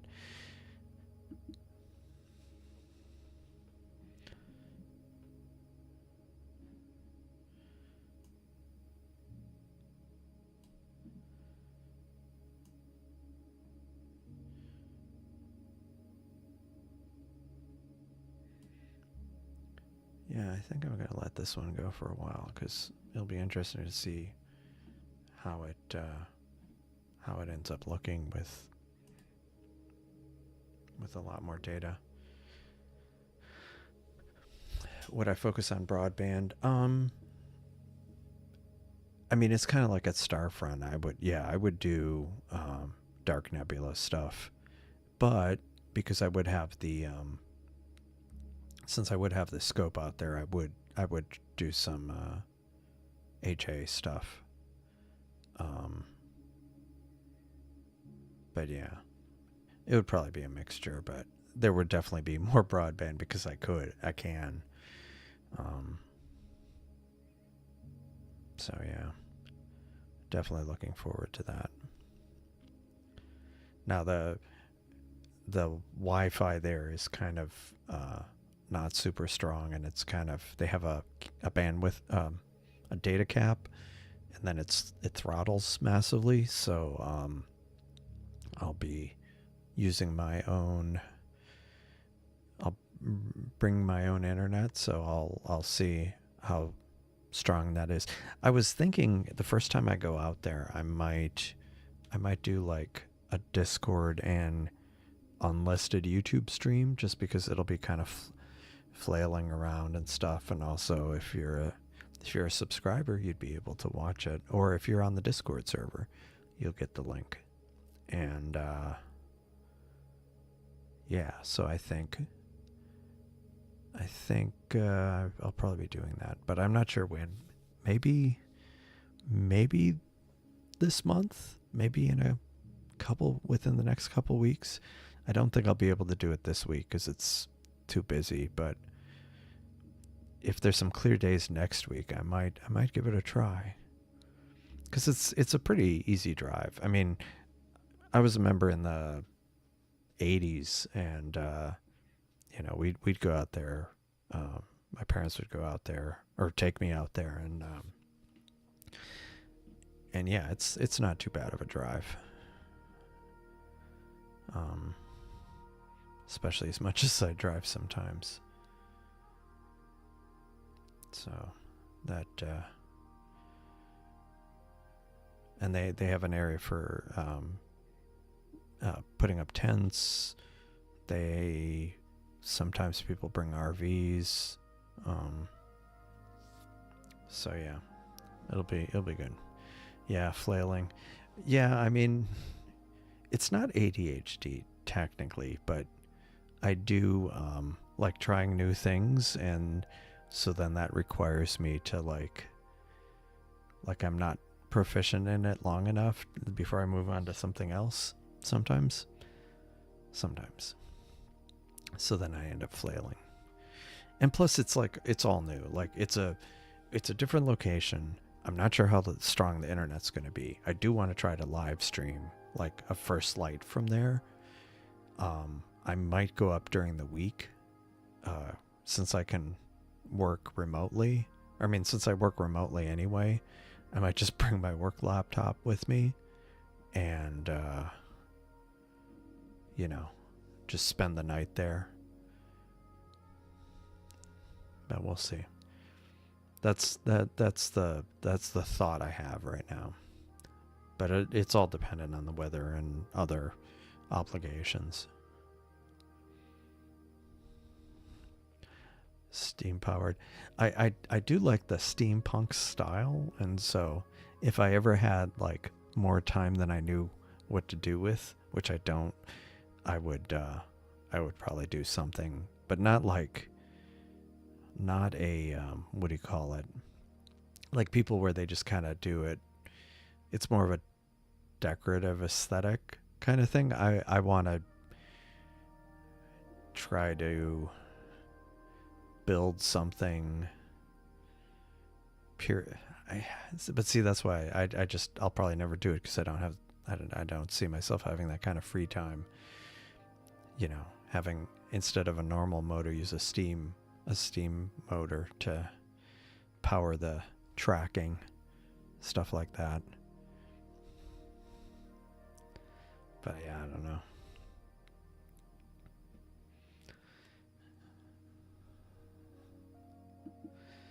I don't know. That bubble's looking good. Actually, let me go look to see how. So let me try changing the stretching to make it a little bit more visible, maybe. There we go. It's still kind of a little dim. Maybe not the best target for the S30 in my conditions.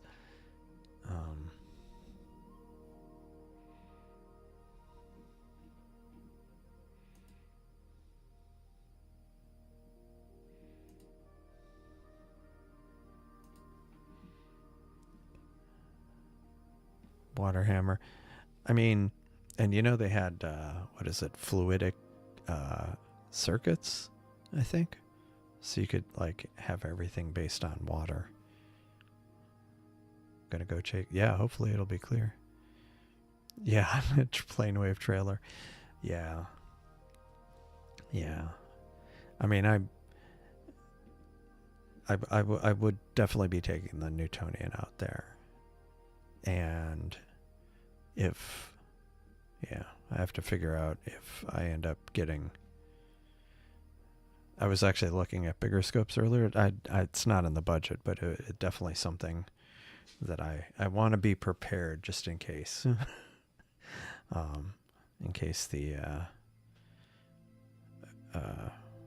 occasion, in case the situation comes up where I have the budget for it. So we'll see.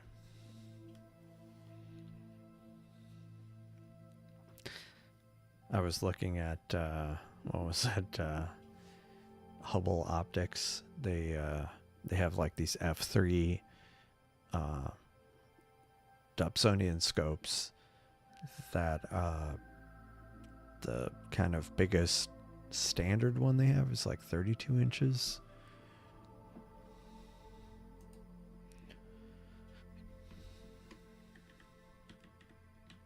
Hubble Optics. So that's a funny thing you mentioned. Yeah, look at this 32 inch, $25,000 F3.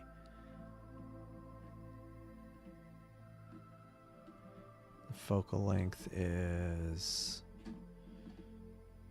what was it? 2,600 millimeters. So not too shabby. Not like too outrageous. Yeah, so funny you mentioned that about a remote site. One thing I want to look into is, hold on a second. Go back there. Wow, that is really red. Let me look at the full image. That's cool. Yeah, I figured out, I mentioned this on Discord, I figured out where the light leak was on the Newtonian. I think it's the focuser. Like gaps around the focuser or gaps around the draw tube. So I try to build a little kind of collar out of gaffer tape. So it seems to have helped a bit. But I'll have to figure that out at some point. Because even though there's not like lights shining on the scope, there's just so much ambient light that it's enough.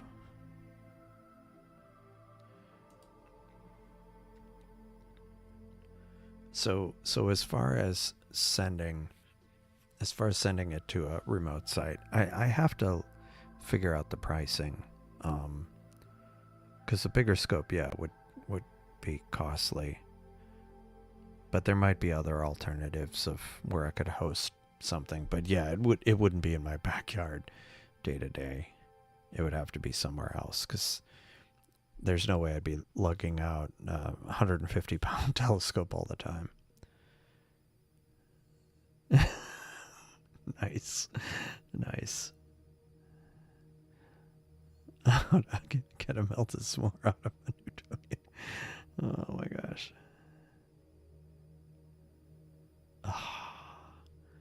You were just so close to that APOD, I tell you. So close.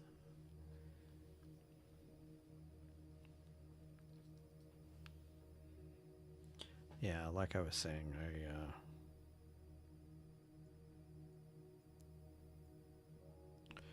I don't see the the S50's not working tonight, or I just need to focus on it, and I haven't had time, so I'll work that some other night. Okay. Nice. link for you can. Yeah, let me grab that.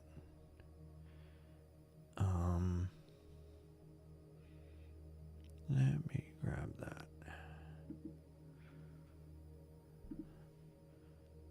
Copy link. So if you want to sign the petition, that's the one Psycho's talking about. Saturation could never write a script. 1,000 days. 11 days, right? Just a Benji pond. You can never have too much saturation. I mean, I don't know. Maybe you can, but I don't necessarily want to find out what the limit is.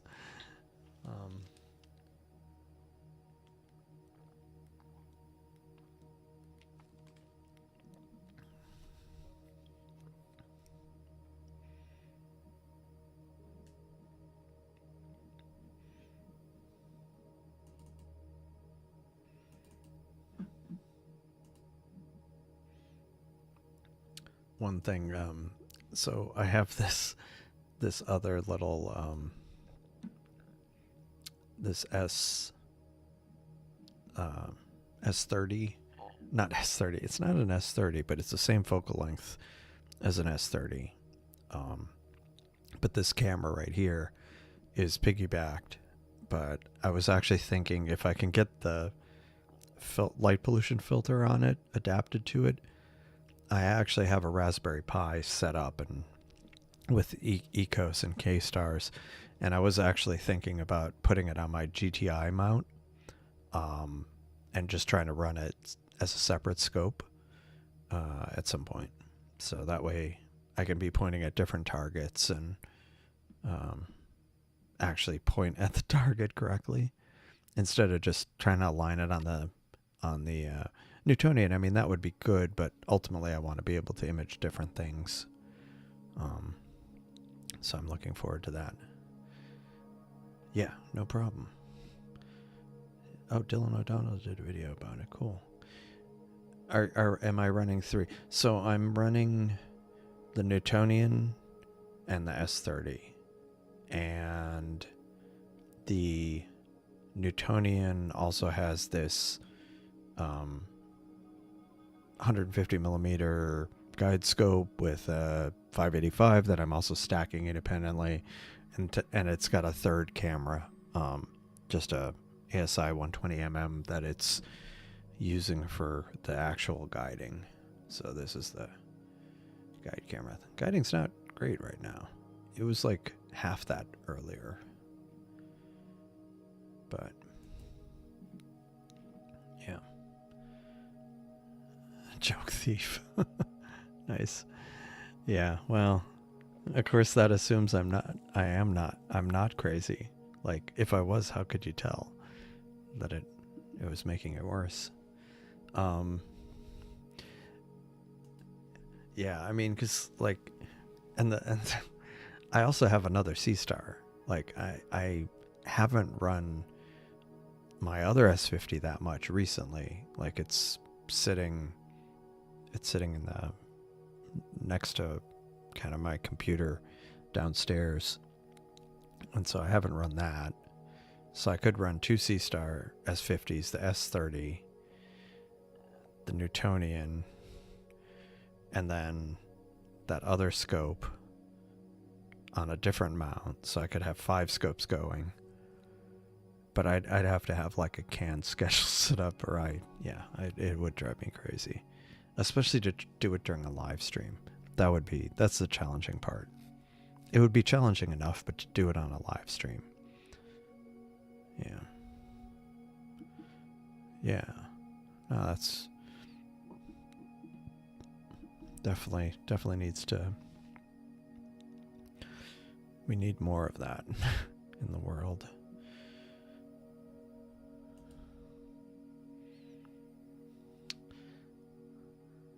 The little dumbbell. Let me see where that is.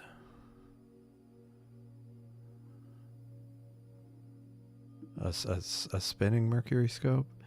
Yeah. I mean, well, so this is the other good thing. Since it is going to be clear,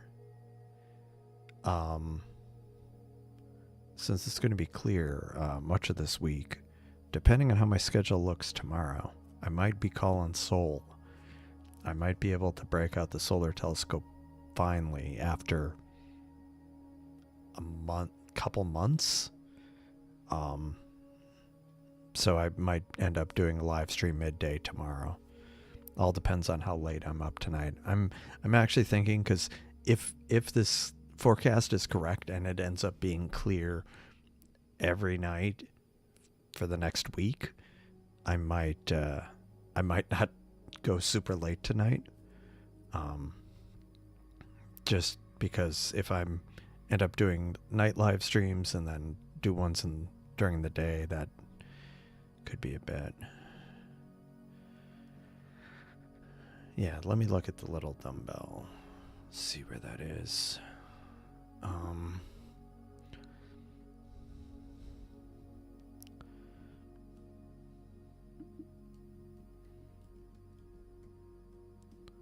Okay.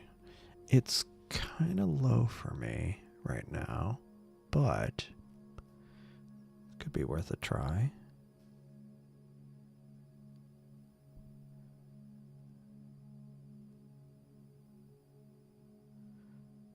Yeah, it's going to be kind of a tiny target, but we can give it a go. Okay, let me look. Let me look at what it looks like. Oh, wow. That's cool. It's very cool. What scope did he use for that?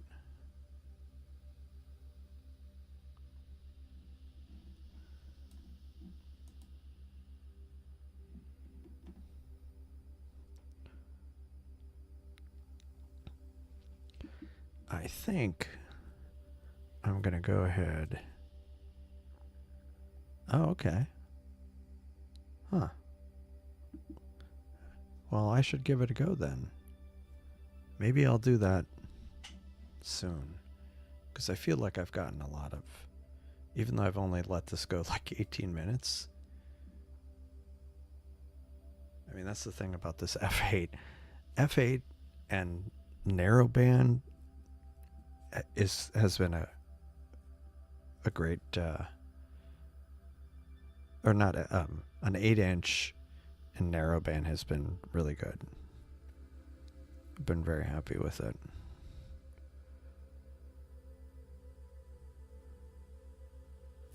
So the little dumbbell is it's M76. Yeah, Bortle beater, at least Bortle equalizer or something. It's something that helps me get at least decent results in like not in an insane amount of time. So it's been great for that.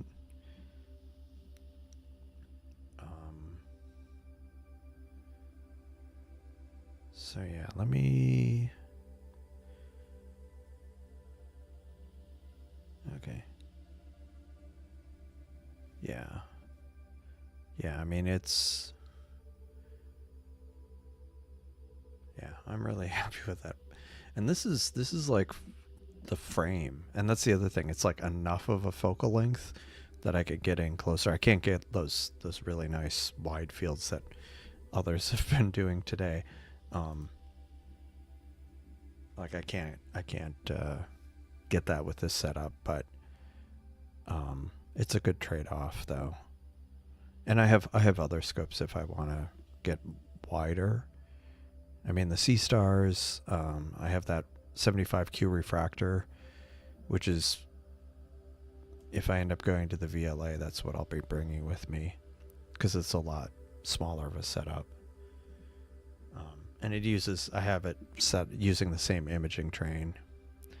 Yeah, that's true. That's true. I could have a bigger sensor. And one thing because full frame is so expensive. One thing I'd actually been toying around with is I do actually have a full frame mirrorless camera, and it's a Canon, and you can get it astro modified, and I've actually thought about doing that. And then it's not cooled, but it would be full frame, and it would be, yeah, so that could be, although I'm not sure if this will fill the image circle for that, so that might be massive vignetting, but it's something I've been kicking around the idea.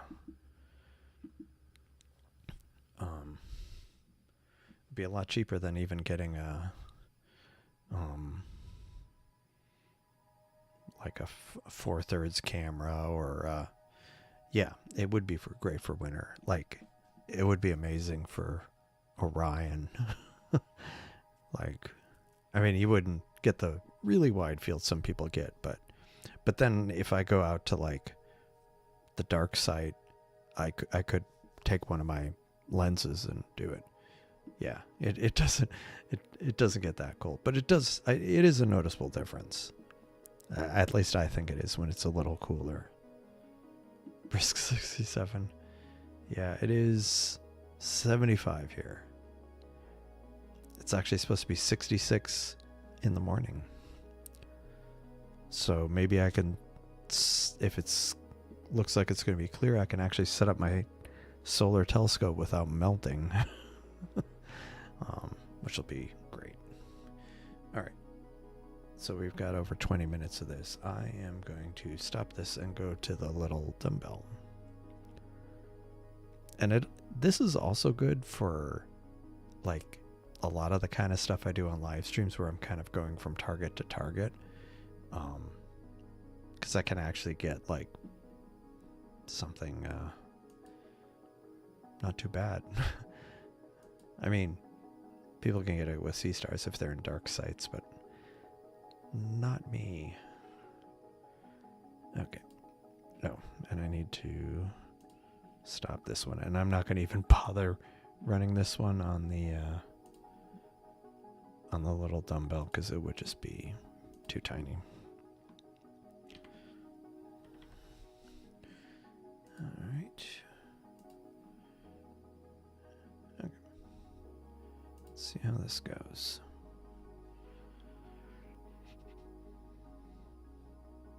$54. Actually, I'm surprised it's that warm up there. I would have expected it to be a little cooler.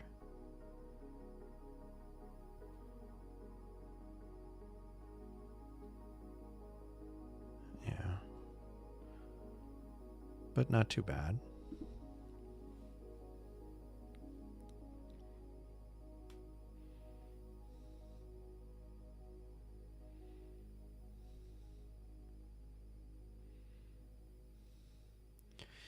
But yeah, I'm definitely looking forward to, like right now, I could have gone a little earlier on the live stream, but since it had been a while since I set everything up, I wanted to make sure I had to have everything polar aligned. And also make sure that the computers were all set up correctly. I could potentially go live at 8:30 U.S. Central tomorrow. I might. And by 11 p.m. U.S. Central. But I am looking forward to being able to start earlier and still do a few hours. Okay. I can already see it in the middle there. Yeah, that's cool. 46.99%. Cool, 74. Yeah, here it's it is 74 here. It gets up to, it was 86 today, and by Wednesday the highs will be back to 90, and upper 80s. So it's a little cooler. It's that time of year where the weather kind of fluctuates more. We get a little bit of break from warmer weather, and even on the warmer days it isn't as bad.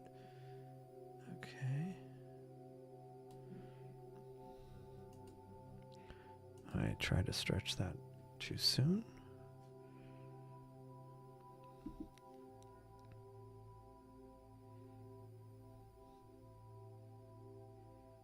Oh. Let me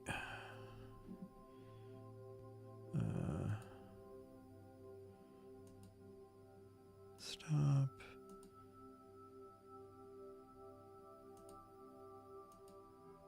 Sometimes the guiding ends up being a little bit of a finicky.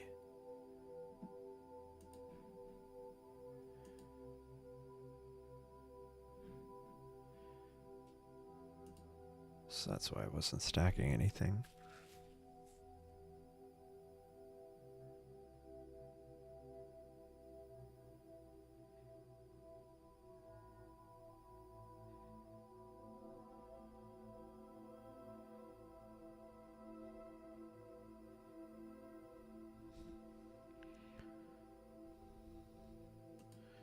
Sometimes and that's another thing that I do look forward to testing out is how this will work in darker skies. Like, will I have these same kind of issues?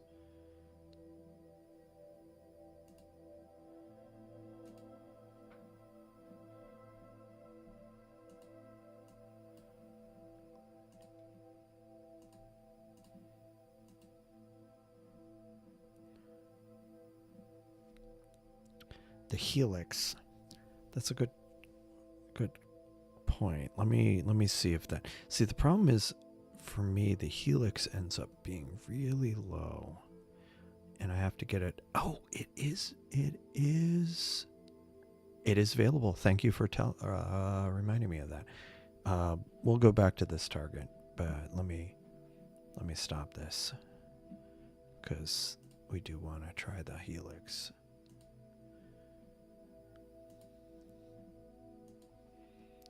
So NGC 7293 helps if I type in the right.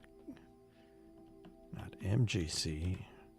Is that a combination of Messier and NGC? MGC?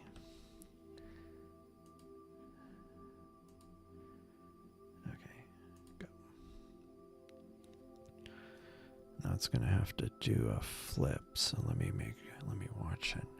I have another camera that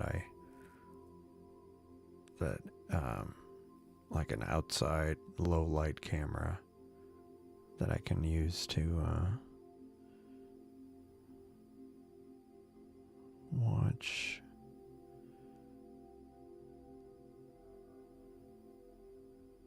That doesn't seem right. Seems like it's pointing at the wrong direction. Am I looking at the wrong time? I'm looking at the wrong time. It's not visible now. Dang it.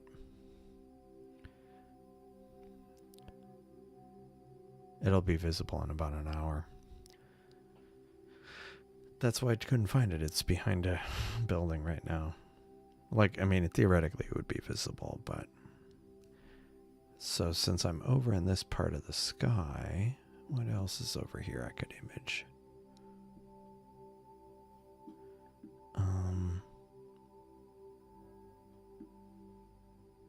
Yeah, the problem is sometimes when I'm looking at stellarium, I end up changing the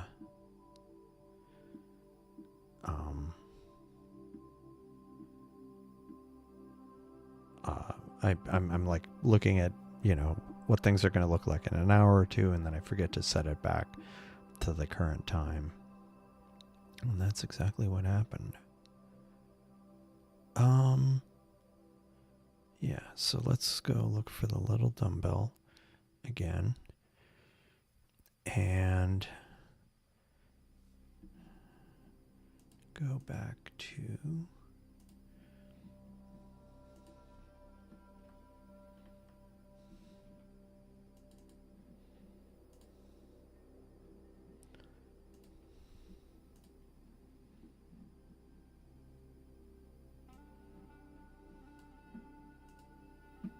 So this is a little dumbbell there.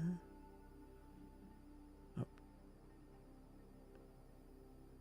Oh, it's doing that flipping mode. I need to fix that. It should not do that. Basically, it's alternating between showing the stack and subframes. Yeah, see, it went. I had this issue with ALP. I've had it with this. I fixed it, but I guess while I was trying to do other things, I ended up breaking it again. It's also right by the moon, yeah. Although with my terrible light pollution, maybe the gradient isn't as bad. Yeah. Yeah, that's I mean, it's flipping between the stack and the subframe. So that, like, that's the stack, and then it'll show like a sub for some reason. Oh man. That's a bummer.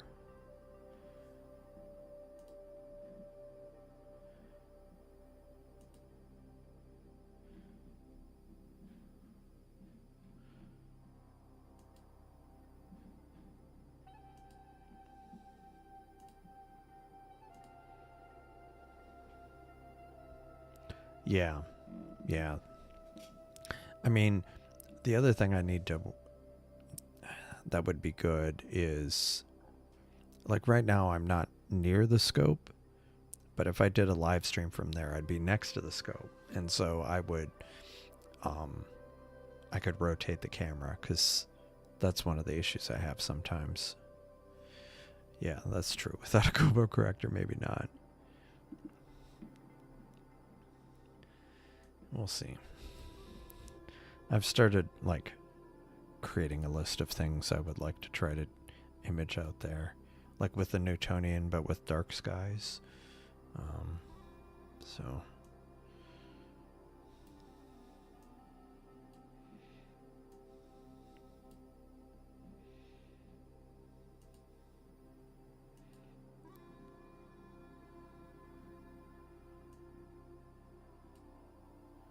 super noisy, but it's only 80 seconds, so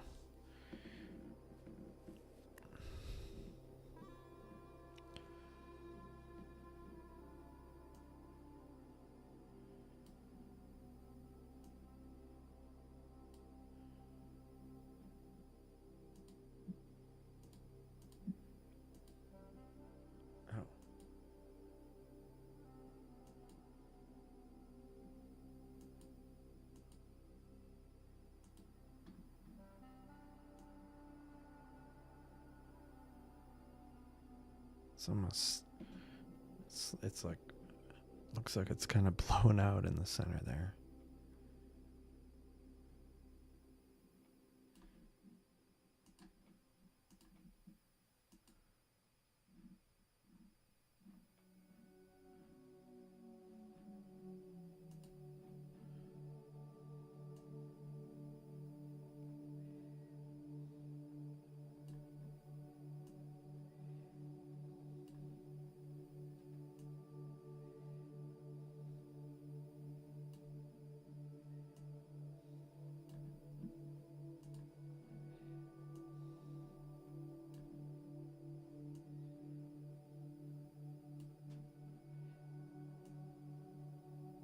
It's a little bit better. No, I have not. I haven't tried the tadpoles. Yeah. And the problem is, because, and that's another reason, even, again, it's like, Starfront, it's not even just about, like, the dark skies. It's about having an unobstructed sky, because there's a lot of things that might be up, but I might not be able to image it for a few hours until it's high enough that it clears a building. Wizard Nebula. No, that's cool. Actually, it reminds me. Let me see what mine is doing. It's not too bad, all things considered.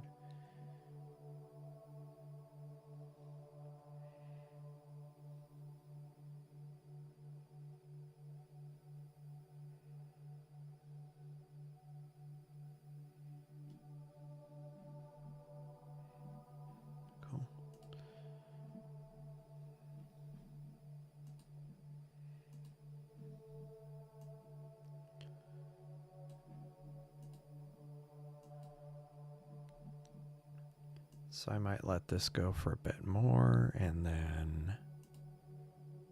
Oh, I didn't mean to do that. And then I'll switch to... what am I going to switch to? I was actually thinking of doing the Pac-Man Nebula, because I think I'd given it a try, but I didn't let it go very long. So I might do that, and then by then hopefully the Helix will be clear the building. Yeah, or it's either a building or trees.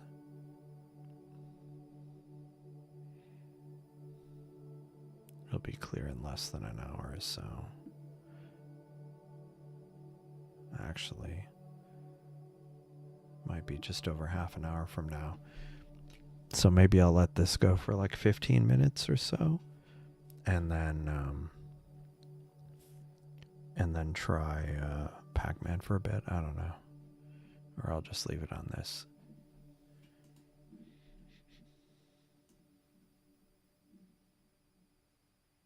There's that star that's in Dave's with the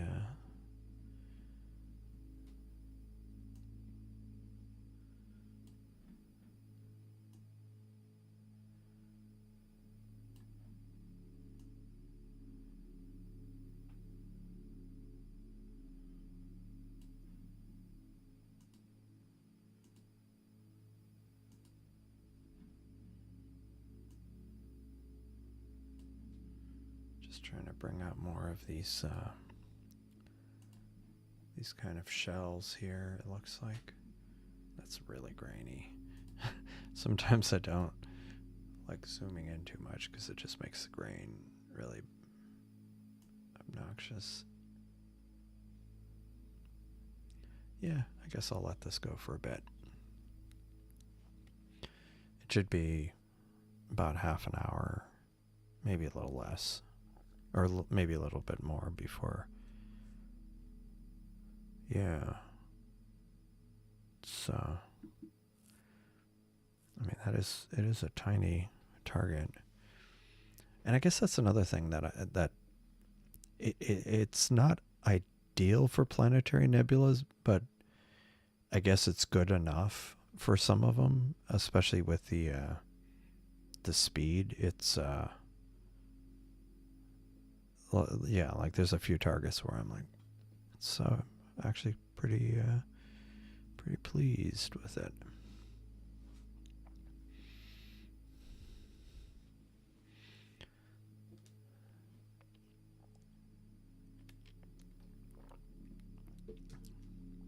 Yeah, so I might go for another hour. I was planning on ending the stream earlier, but I do want to try to get the Helix tonight. But that'll probably be the last target for tonight. But again, more clear weather allegedly, so...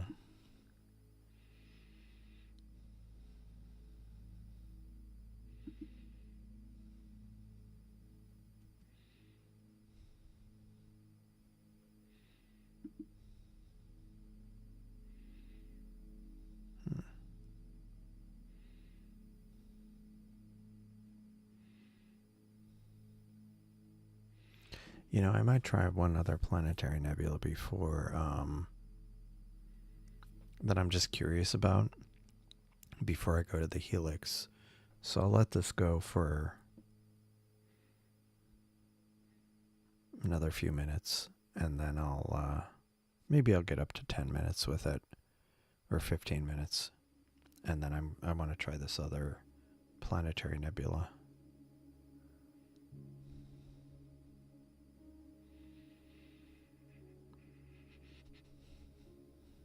Yeah, take advantage of your great skies. Yeah. Yeah. I mean, I can't even imagine what the scope is going to be like in Bortle 3. Like, this thing is 25 times I had figured 25 times faster than my Seestar. Between aperture and being a little bit faster with the f ratio. But to go from Bortle 9 to 3 is also like another 50 to 100, maybe even more than 100 fold change. It's about 10 times faster than the refractor. I think the refractor is like 2.5 times the Seestar. Now I get better. That's just looking at the optics of it. Now both the refractor and this Newtonian I run using the cooled 585 chip sensor, so that probably is a bit better too, or I shouldn't say probably, that makes it that much better as well. So even though the refractor is like theoretically 2.5 times faster than the Seestar, with the sensor it might end up being 5 times. I don't know. I just kind of, I mean, subjectively it feels faster. Like I get faster results with that, and it might also be because the narrowband filter I use is usually narrower than the Seestar's narrowband.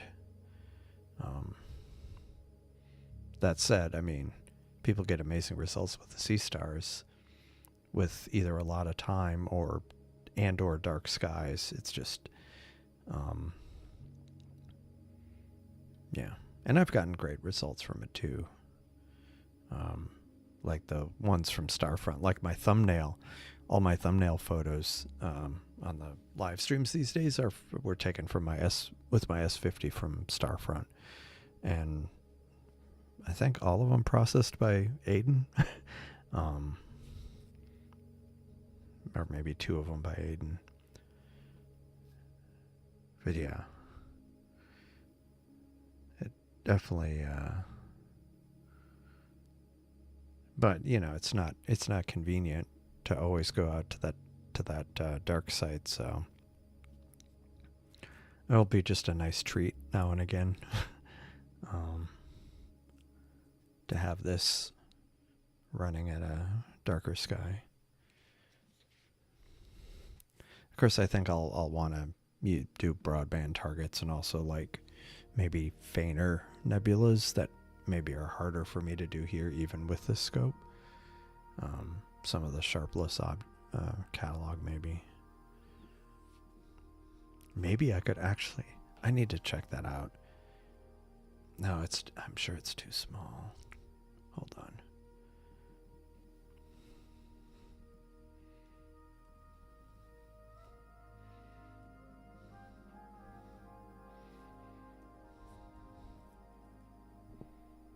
Yeah, it's too big. I was wondering if I could do something with the flying bat, with the squid, but even with the reducer, with the camera I have, it fills the frame and then some. So I'd have to have like a APS-C sensor.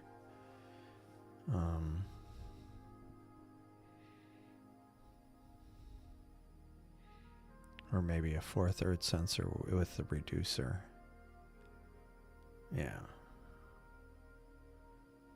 Because without the reducer with the 585, it's only get about 2/3 of the squid.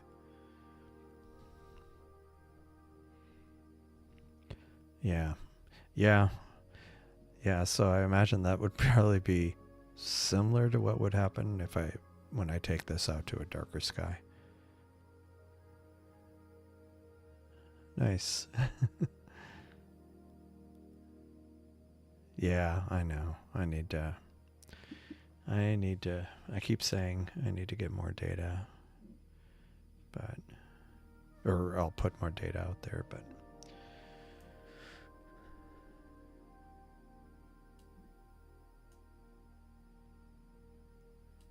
yeah, it's good.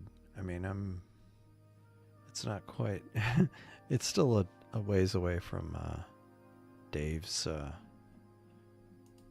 little dumbbell shot, but at least I've got like some of the structure coming through. I don't have like these fainter lobes, but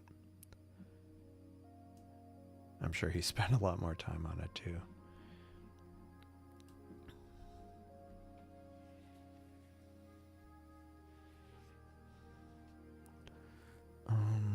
What else? Let me look at this. There was this one nebula.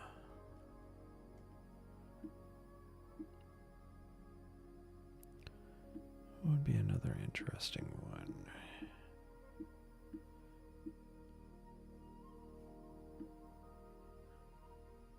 Like I say, this one might end up being too small. I think I'm going to stop this at 15 minutes of time. So, in another 2 minutes or so. Because I'm a little eager to switch to this other target, which might not turn out, but yeah. Oh, good night, Cosmic Ray. Thanks for sharing your scope tonight. Do appreciate it.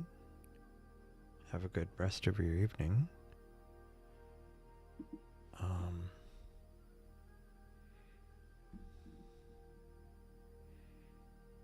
Let me make sure there isn't anybody else that, because sometimes what happens is I will, like I don't have Star Traveler's scope up there. Oh, hey, you got the same thing. Which scope is this on?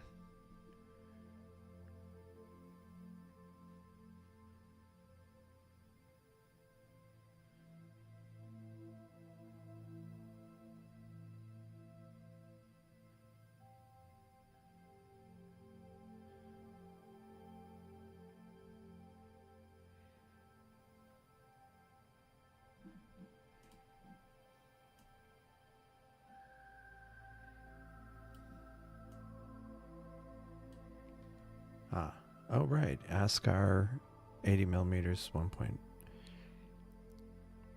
Nice.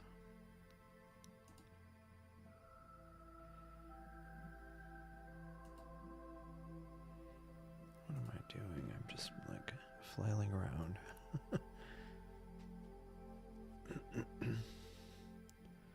Yeah, so probably 1 or 2 more subs and I'm gonna bounce to another Planetary Nebula, just because I want to try to see how it looks.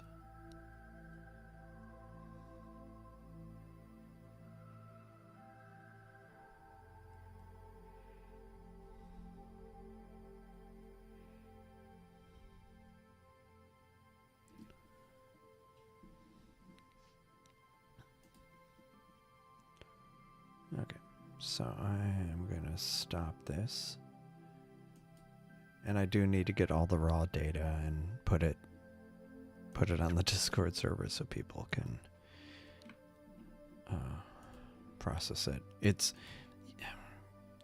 That's what I need to do. Let me write a note to do that.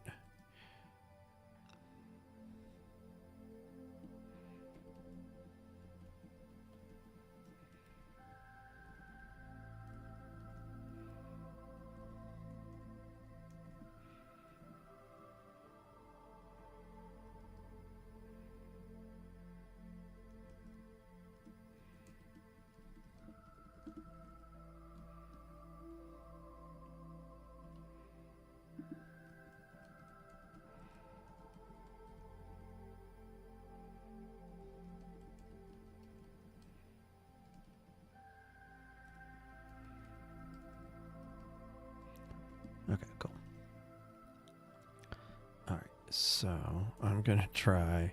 Again, this may be way too small. Here I am doing MGCs again.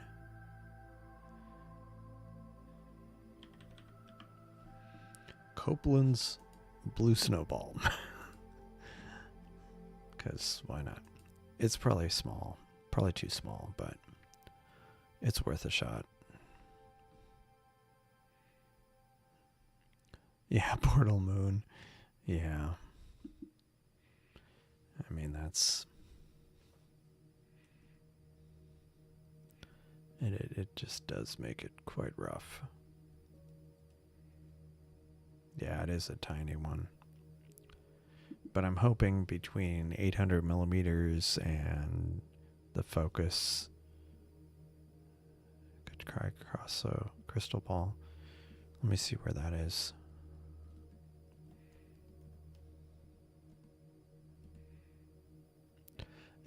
Unfortunately, it's too low right now, but oh yeah, no, that one would be good. That one would be bigger than this one. I need to try more planetary nebulas with this scope. Whoa. Are you kidding me? That is so bright with one sub. No way. Okay.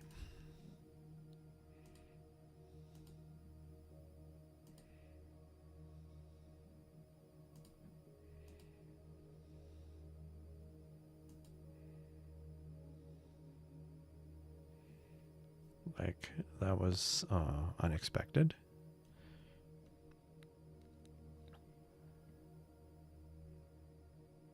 Oh, nice.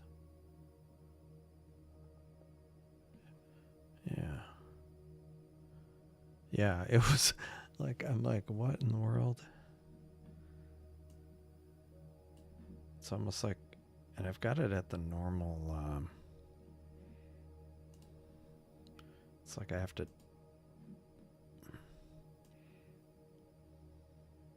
it's almost like I can't get too much time on this. I already have too much time on it, it looks like. It's like, okay. Yeah, I think I have too much time on this. Maybe I should clear it. Oh yeah, let's do this.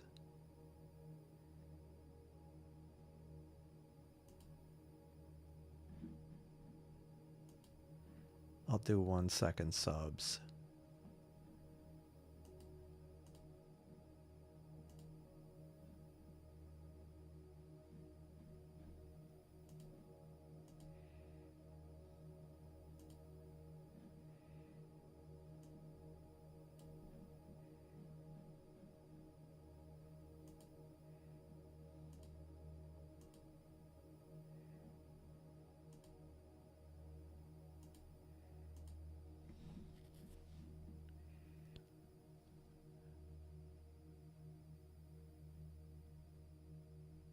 Nice. That's cool. Yeah. Yeah, no, this is NGC.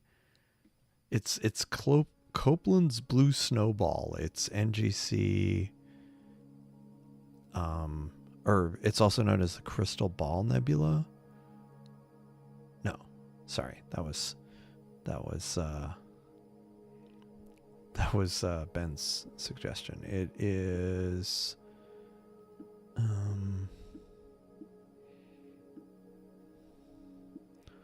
just had it.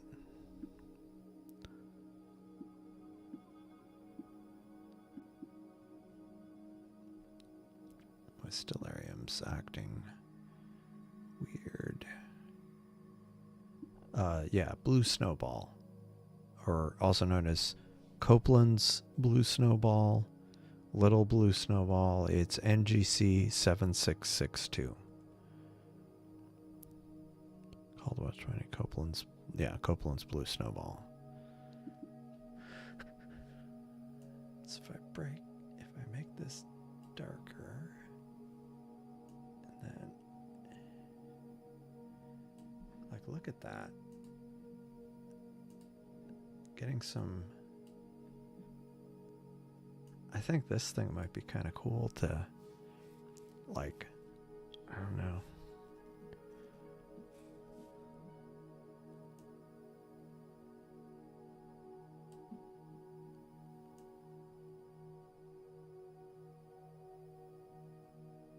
I could just, it's like, it's so bright I can't really stretch it very much. That is cool. That's a cool little one. But again, I think I already have like plenty of data for it, so what other ones are up? See, now I hadn't really realized that I could do planetary nebulas with this and get passable results. So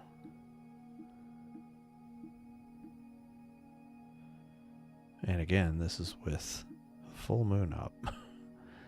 So it's like, okay.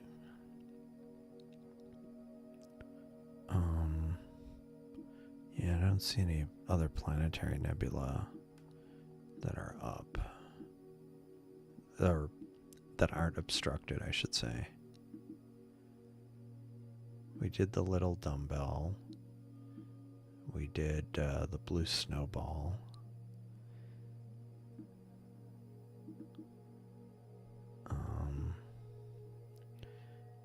Most of the other ones are still behind a building.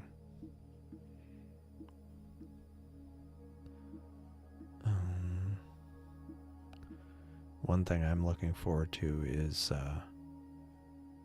the robin's egg again, because I like that nebula, and it's a decent size on the Seestar, and so on this one it'll really be big in the frame. Oh, there was a well, I'm not going to do that now.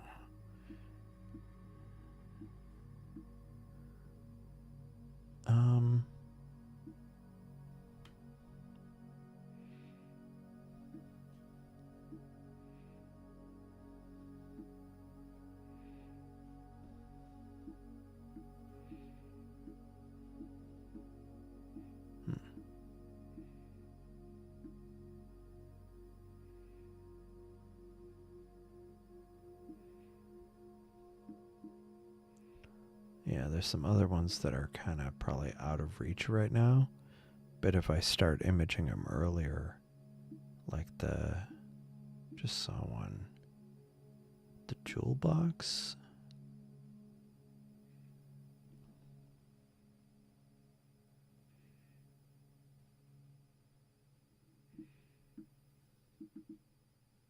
Of course, now I don't see it, but that's okay.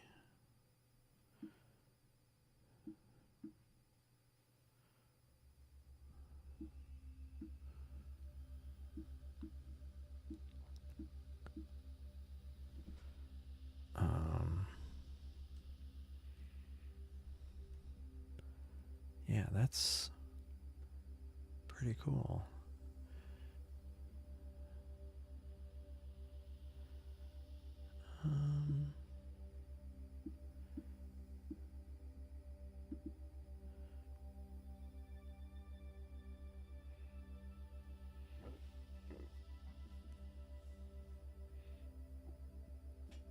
I don't think this will amount to anything. It's probably something broadband, but I'm just kind of curious. I'm gonna turn that off and then go to, I don't even know if I added a bunch of things to this catalog, but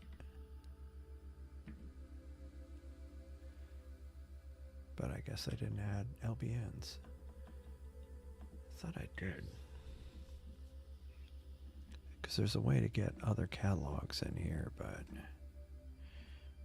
did I just get LDNs? Oh, I just added LDNs, not LBNs.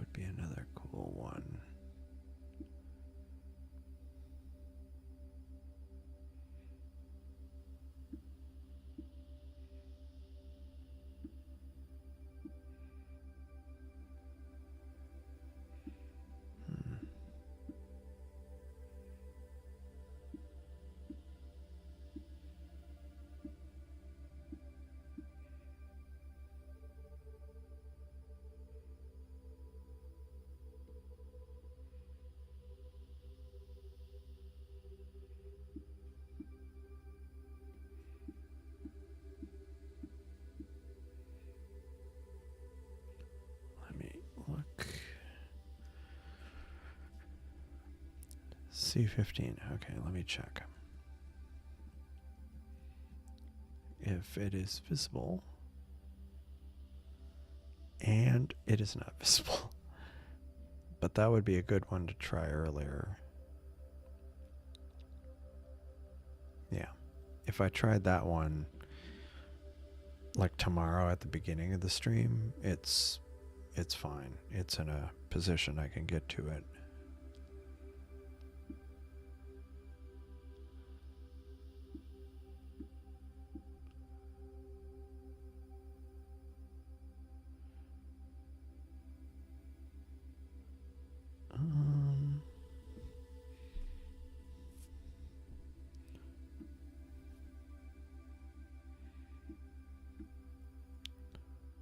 Yeah, one of the things I would, you know what, I'll go back to the Pac-Man that I was gonna try that out for a little bit. One thing I would do is, like there's a bunch of galaxies that are not too tiny that I would probably, I would probably image those from a darker site, and I think that would be cool. Like the Starburst galaxy and the Deerlick group and stuff like that. Like I've imaged those, but the results, I mean, I'm still like struggling with gradient and stuff, so it would be cool to do. Or like Triangulum would be cool. So let's try this. And then this will be the second to last target tonight, probably. And then I'll go to, I'll do this for a bit and then go to Helix. And I cannot believe how bright the skies are in the backyard. This is looking good. Over an hour of data.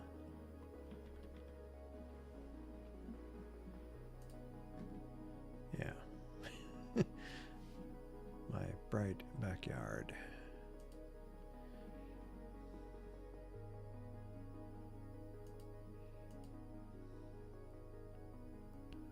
Okay.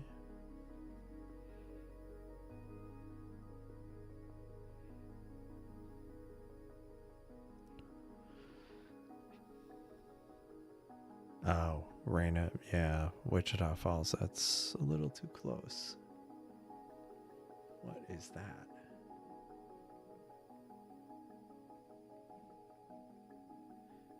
Let me switch to, I'll do, oh, it's because I'm at 200%, that's why. All right, cool. So let me live stack. Reset this. This is Pac-Man. Waka Waka. Or whatever.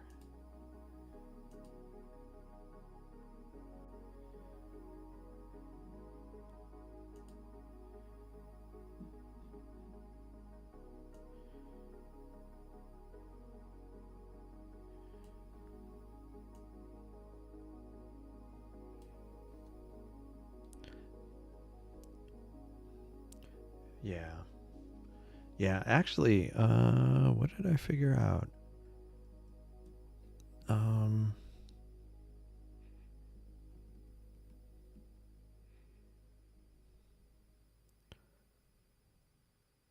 Yeah, this telescope with without the reducer, but with the camera I have, Triangulum would take would be a little bit bigger than the frame of view, but I'd get most of it in, which would be pretty cool. But yeah, I'm sure the level of detail would be really awesome. Okay.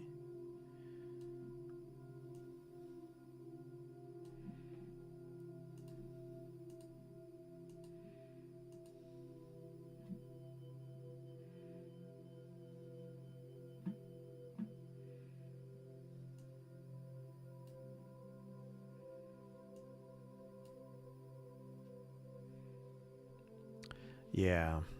Yeah, that's true. With the focal reducer, maybe this week I'll do a fundraiser, not a fundraiser, but a like they have the thing where you can do goals, and maybe I'll do that to get a be able to place an order for that Nexus, the Starizona Nexus reducer coma corrector, because that would, with that, I definitely could, I would get all of M33, or just about all of it. Maybe it's like some of the outlying areas, not as much, but most all of it. And it would turn it into an F3, 600 millimeters, so that would be cool. You'd help. Yeah, I mean, yeah, I've been so focused on building ESC that I'm hoping now that if the weather persists, being like maybe we're going into the fall pattern where we'll get fronts now and again, and I'll be able to do more live streams, maybe do some more video streams, that I can just start focusing on it more on the channel and growing things and stuff, because at the end of the day, like 90%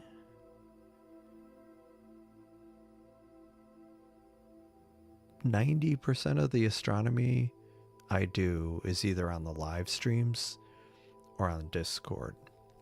I don't do much outside of that.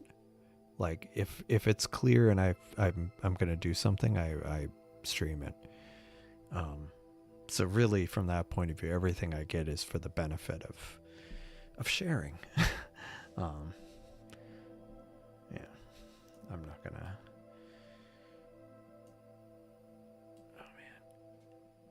I don't like how it gets grainy, but it isn't even 4 minutes of data, so I think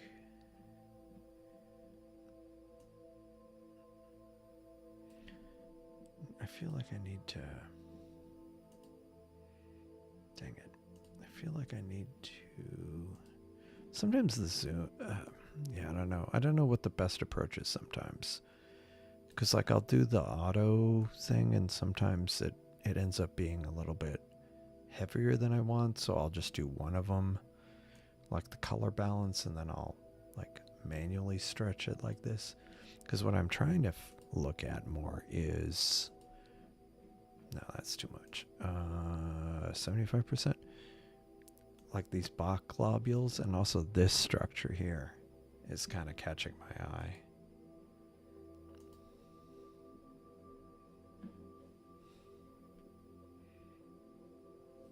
Yeah.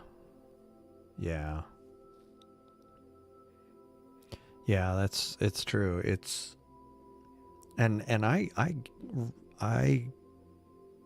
do that. Sorry. Sometimes I'm that way with other northern hemisphere people, because I am fairly south in the US, and yeah, like people in the northern US or people in Europe, it's like some of these targets I image are not possible. See, that's the thing. So I'm not going to trash YouTube. It is super convenient, but if you donate, if you like do channel membership, I haven't looked at the exact numbers, but I think what happens is if you do channel membership or super thanks, they take like 20-30%, but then if you do it through your phone, through the app, Apple gets its cut too. And so it's like I swear it's like 50% between the two. You end up with like 50%. And so really, I think I need to look at the numbers. I think the best way was like Patreon, and I really have neglected that. I have a Patreon, and I've had some people pay or don't give money through Patreon for like ages, almost since the beginning of the stream, I feel like, or the channel. But yeah, but I ultimately YouTube makes it so convenient. It's like, I'm not going to say don't use YouTube, because like I'd rather have 50% of 10 subscribers than, 90% of 2, Yeah, PayPal. Yeah, I mean, just let me what I need to do is come up with like a better priority list of like, hey, if you want to help support the channel, these are the ideal ranked ones. But YouTube's great just because it's so convenient. And the thing that's, I guess, that's frustrating to me, I want to do more member only videos, but I've been hesitant to do it because if you do it through YouTube's mechanism, only people who are YouTube members can see it. Like it's not unlisted, it's just not there. So that's why sometimes I'll say I'll do unlisted, because then if you have the link, you can watch it. So I'll send it out to subscribers through YouTube and Patreon and whatever. And Patreon, of course, has its own mechanism where you can send videos. And there are other astronomy YouTubers, like I know Nico Carver has this, where he will post the videos a day earlier on Patreon. So if you're a subscriber there, you can watch it and you don't have any ads, but it's the same video otherwise. So that's nice. And I've seen other creators do that too. So I don't know. I just haven't been able to focus on it. I was doing pretty good on it like a year ago, more than a year ago, when I was doing like the lead up to the eclipse. I was really focused on trying to, but I drifted for a bit last year, and then this year I've probably spent more time coding than observing. Oh, hey. Nice, thank you. Astro DIY. Let me look at that. I'm intrigued.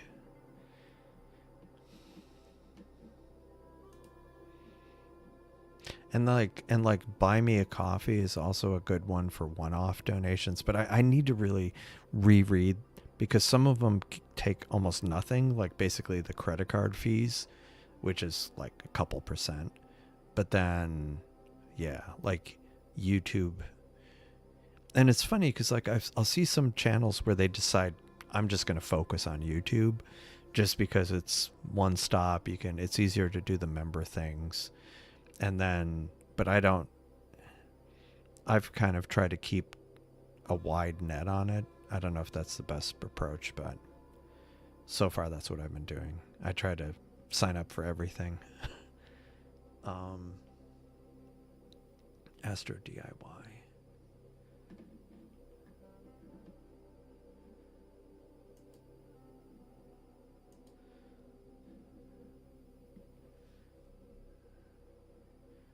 A 4-mirror Newtonian scope.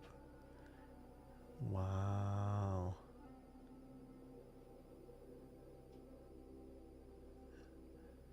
Nice. And they're using like the aluminum rods for support. That's pretty awesome.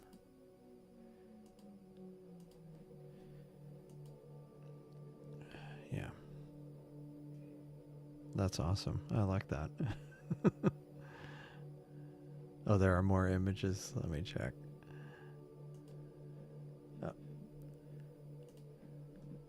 Oh. Obviously, I don't Reddit very often. That's cool. There's the mirrors.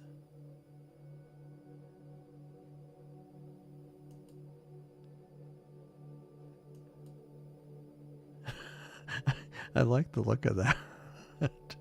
like the handle. Like, you wouldn't want to be any.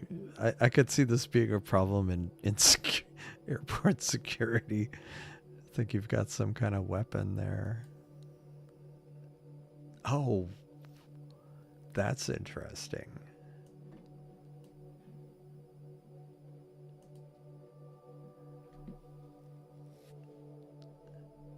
What? All going to a single secondary? That is so bizarre. And why has my request been blocked?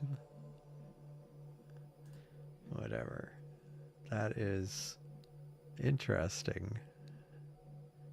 That is quite the setup. Yeah, the Rambo. It is a bazooka.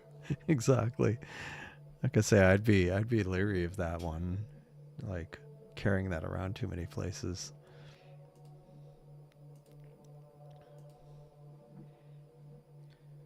See,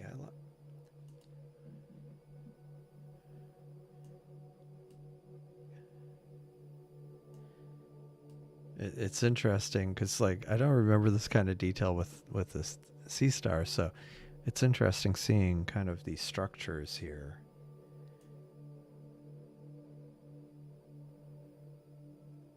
That's really cool. Yeah, that's right, G.I. Joe. Yeah, yeah. I mean, I thought I'd try it out because it's brighter, and I tried this a couple times, and it wasn't like I tried it once before with the scope, and I think I had like the 240 filter in it, the one with the IR, and it was kind of worse than the Seestar, and so I was kind of underwhelmed by it. But I thought since I had the 220, I'd give it another go. But yeah, like it's got some detail I don't really recall seeing much of. But I mean, I'm sure I could get it with the Seestar. It just would take a lot longer.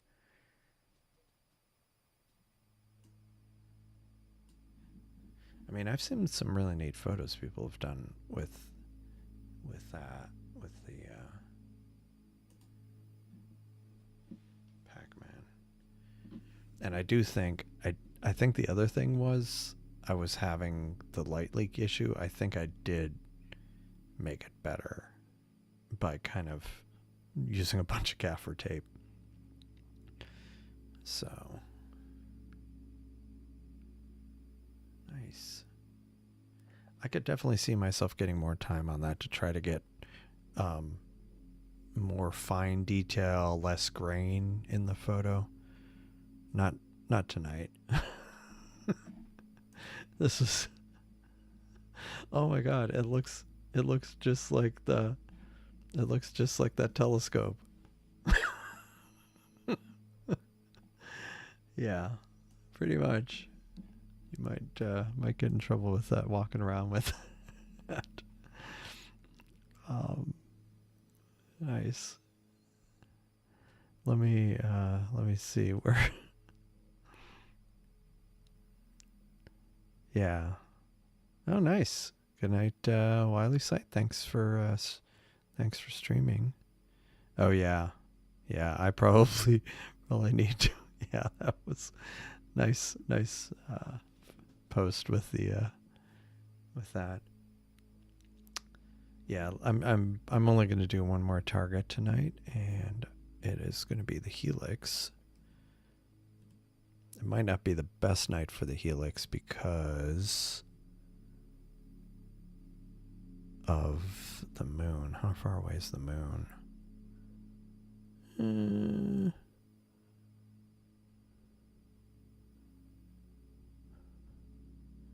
Where is the moon? Well, I'll give it a go. I'm not 100% sure if it's even visible yet. But let me make sure the time's right. Yeah, it might be visible. And I won't be imaging it too long because, I mean, if I can get it, it'll only be like 20-30 minutes before the meridian flip. So, yeah, I'm definitely pleased with that.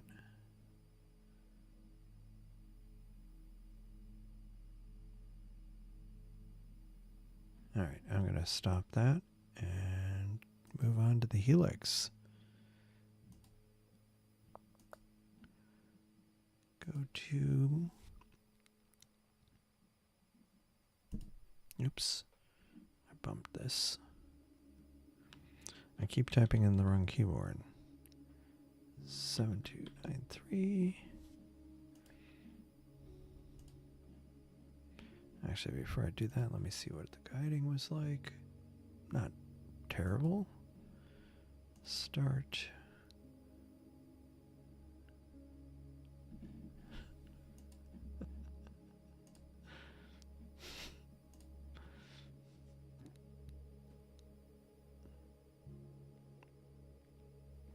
Okay. Let's see how that's doing. All right. Okay.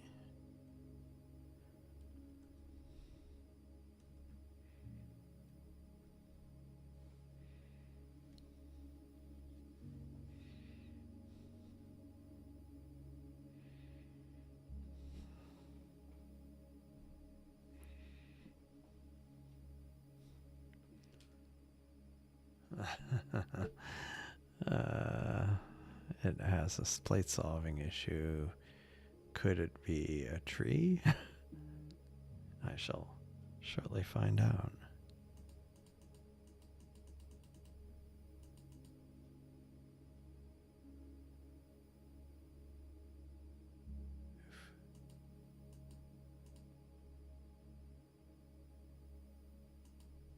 Actually, what I need to do is not use this one, since I do have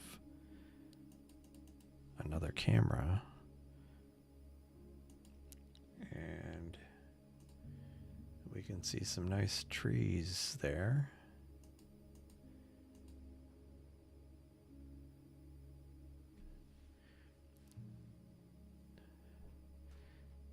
I think I might need to get an IR cut filter. Because the trees look pink. Oh, hello, Spiderhood. Found this live. That's cool. Where are you in the world?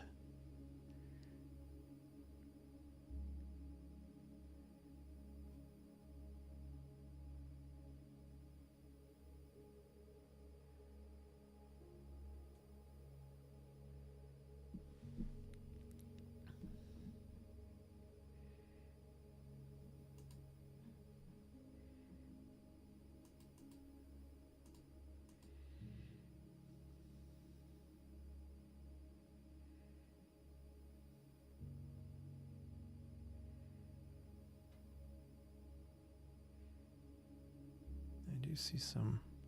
Yeah, tree nebula. Exactly.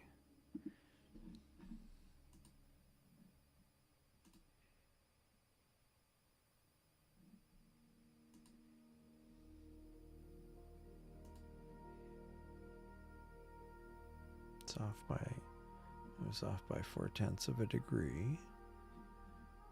Actually, what I need to do is, okay, that's good. It stopped.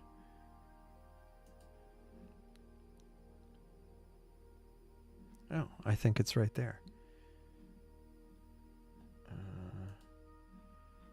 So let's go get the stars. Auto select. Hopefully it'll pick some. Did it? No, it picked one. This is going to be a challenge because it's low.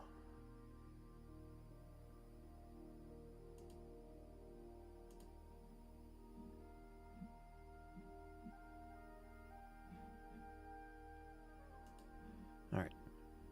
Let us go. And Change this back to 212. And live stack. And clear, or reset, I should say.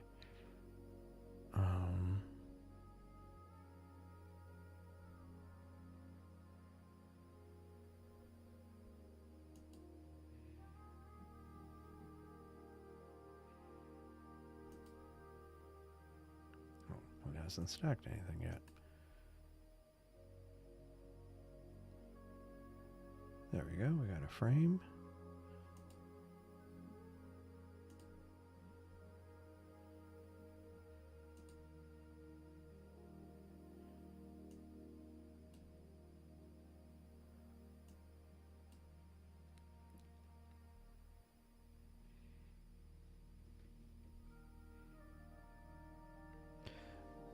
Yeah, I'm open to suggestions.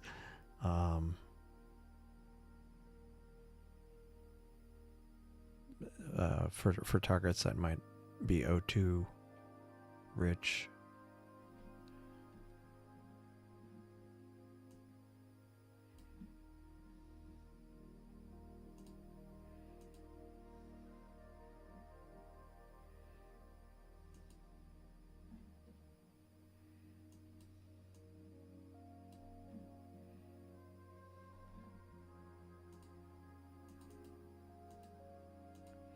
I think the dark bits are still the tree. Let me look at the wide field.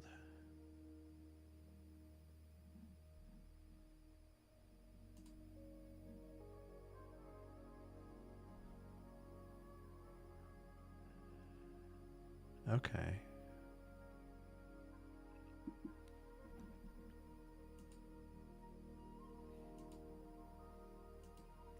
Yeah, the stuff around the edge is definitely because of the trees. That thing really fills the frame.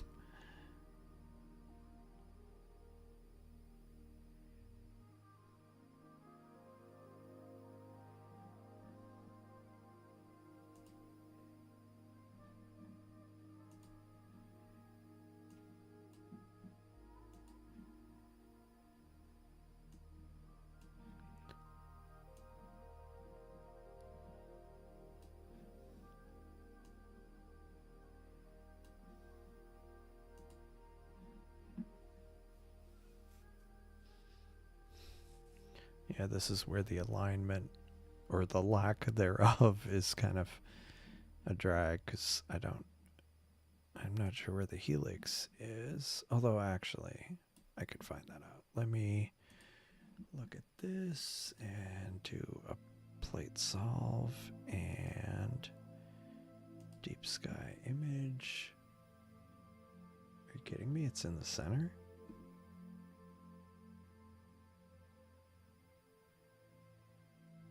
Sure about that? Huh? Huh. Claims it's in the center.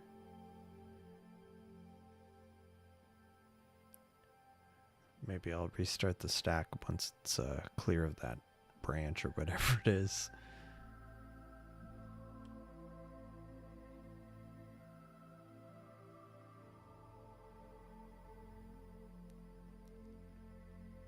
Well, the good thing is some of those trees do lose their leaves, so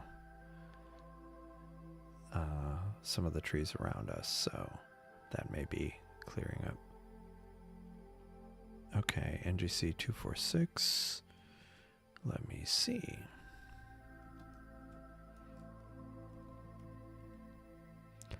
It's behind. Oh, Skull. Yeah. It's behind a building until around an hour and a half from now. So I'm not. I will try that one, but not tonight. Maybe later in the week. If it's clear on Friday, maybe I'll do that Friday. I need to make a note of that.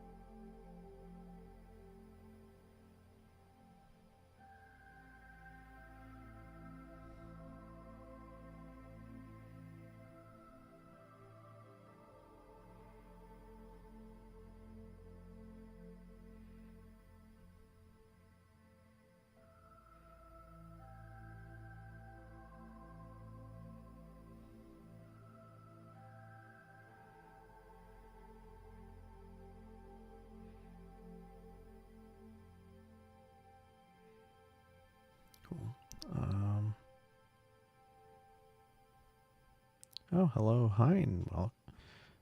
Welcome. Thanks for joining. Okay, I think it is clear. So I think I may try resetting this stack.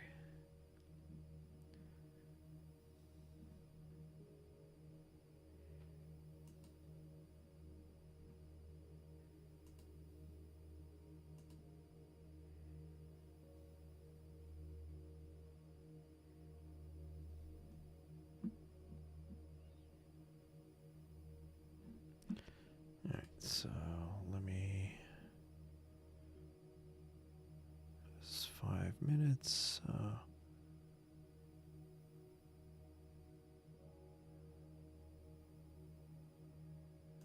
me clear that.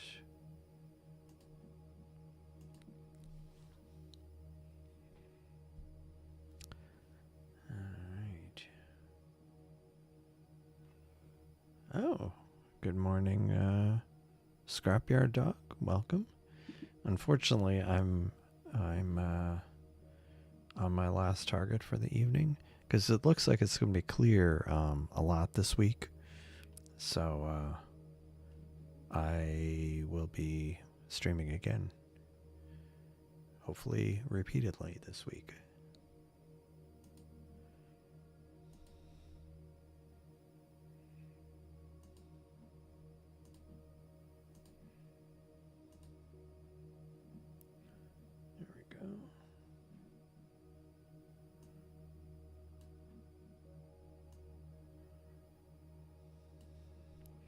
Definitely gets grainy, but it only has a minute of data.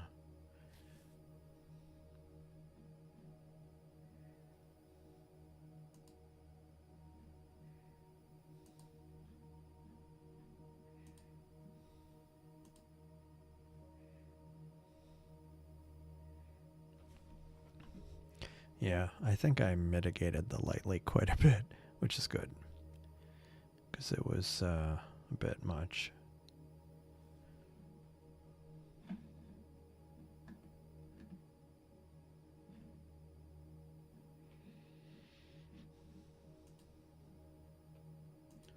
Sometimes the magnification just makes the grain that much more visible, so.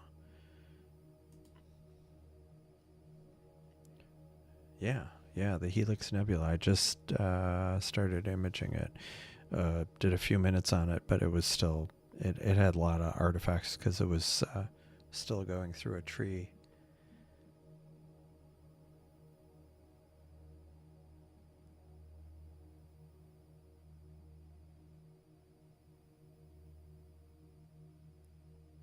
Huh. How much longer can I do this before meridian flip?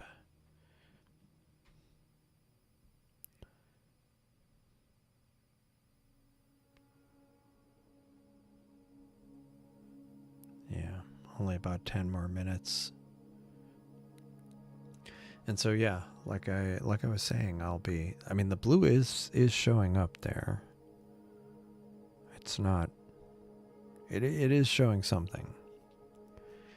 But I do plan on I mean, as of now, astrospheric is showing, I mean, I take it with a grain of salt, but astrospheric is showing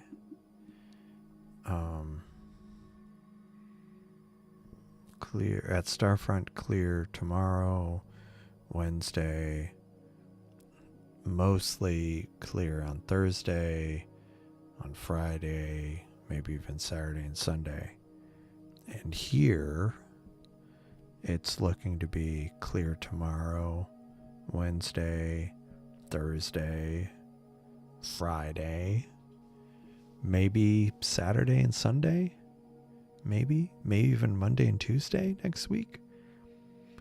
And the normal forecast, like the non-astronomical forecast, is showing like clear skies, it's sunny, no clouds for like the next 10 days. So if it ends up being that much, I may have to restrict myself some nights to Discord, because doing that many live streams, I've never done that many live streams in a row. I think that would be a bit much, especially because I have to be up in the morning. But I should be able to. I'm definitely doing it tomorrow, and maybe maybe beyond that.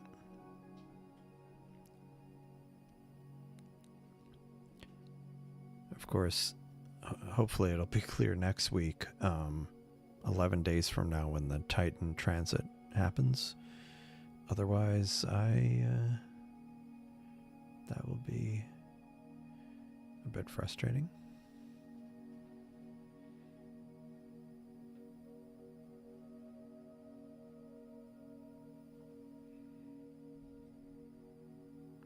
Yeah, I was noticing that.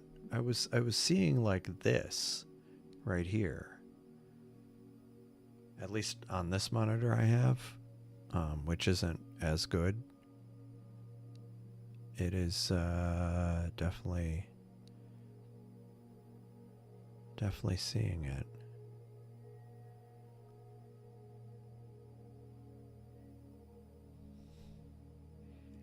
Which is pretty cool, especially given the I've got 5 minutes on it.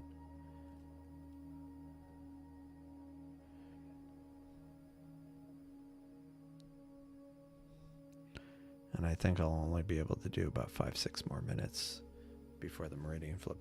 Maybe I'll wait until the meridian flip and then just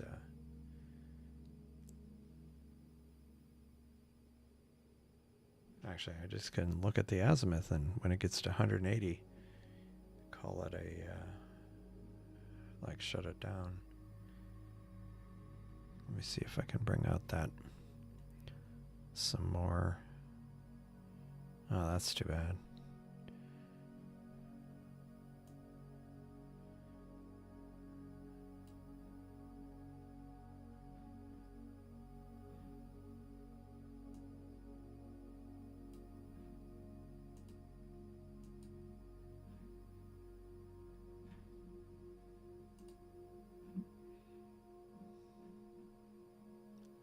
Yeah, it's... yeah, you don't want to have your rig kicked by a horse or something. That would not be good. It'd be a very novel way of breaking a scope. Selling it used has slight wear and tear from a horse. Yeah. Like right here. I didn't know it had that. I mean, maybe I did a bunch of imaging of it with the Seestar last year. Maybe I noticed it, but I don't recall.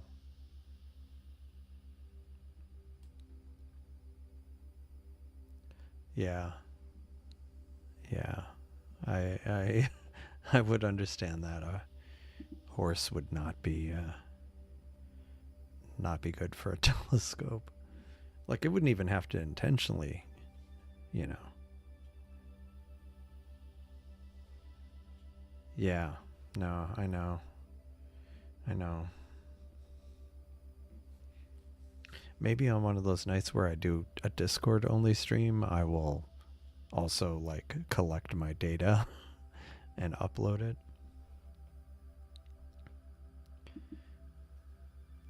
Because for 7 minutes, I mean, it's grainy, but I'm sure a lot of that cleans up. But just the fact that I'm seeing this thing here.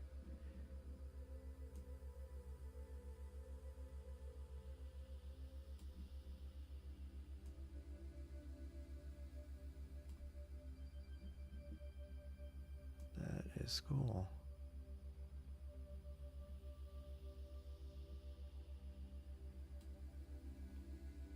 Shell and live stream, let me check.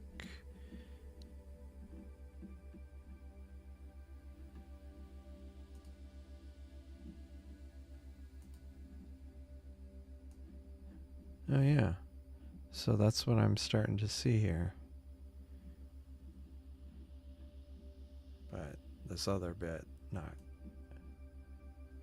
Not quite yet, but at least this brighter part, I'm definitely starting to see that. That's cool. Didn't even know it had that. I guess because it's like so far removed from even what I had considered.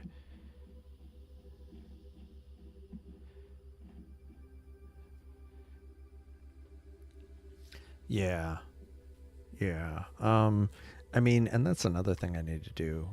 Oh, I only did 2 seconds up. Oh no, I was doing 16 second subs. Yeah.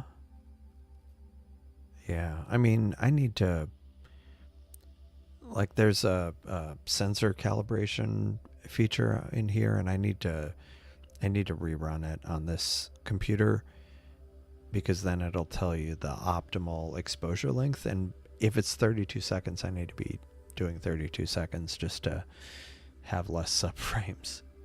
On the other hand, it's good. Whoa. That is crazy. Do you know how long they spent? How much data they got on that? I've never seen that. Like, that is so much more. They got so much of the extended. That's impressive. Yeah, the main problem I have is I can only image it for about 30 minutes a night from home. But that might be a great target.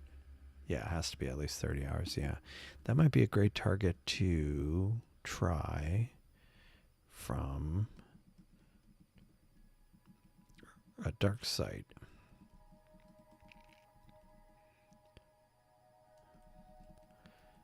Because it's got pretty unobstructed horizon, like every direction, so I'd be able to image it probably for a couple hours, maybe. And plus a lot less noise pollution. And from where that place is, it would be to the south, which is away from it's west of Houston, so towards the east is bad because the Houston Light Dome. I remember years ago seeing it. It was like a pyramid. You could see the pyramid of Houston light. Whoa. 29 hours with a plane wave 17-inch. Wow. But it's f6.8 and I'm at f4, so granted that's like more than double the aperture, so 4 times the light, but then yeah, it would be a lot of data. Maybe a goal for a project to do from a dark site. Oh, mono too. Yeah. Yeah, not. But still, I'm happy at least that I even got this.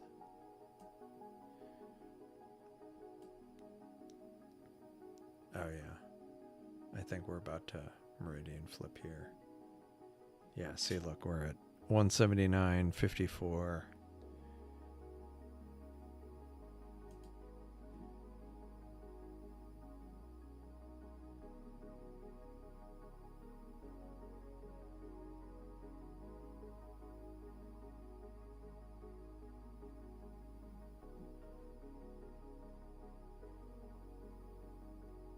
Does that mean it can go a degree past the meridian? Or no? We're about to find out.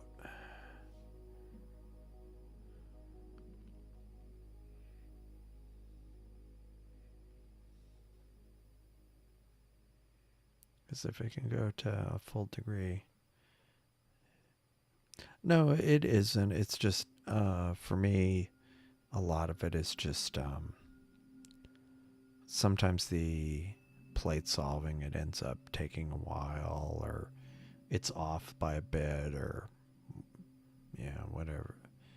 So I generally try to stop. And some of that might have been, yeah. A lot of it's mostly because most 95% of my observable sky is on one side of the meridian. So most of the time there's no reason to cross the meridian to even bother, because shortly after objects cross the meridian, they go behind a building. The only exception is things like this, where they're in that kind of area due south or south-ish in the trench area between buildings, and so it's only actually briefly on the normal, the more common side of the meridian for me. Like this object actually will spend more time on the other side of the meridian. So like when I was imaging the Troubleshooting Nebula, I actually waited until it crossed the meridian, because it was like right at the meridian when I was ready to image it. And so I just wait a few minutes and then have it just start from that point, like not have to even deal with the flip, because mostly the objects are on the other side of the meridian down there. But for the rest of the stuff in the sky, it's always on the other side of the meridian. So yeah, it's okay. So we are about to find out.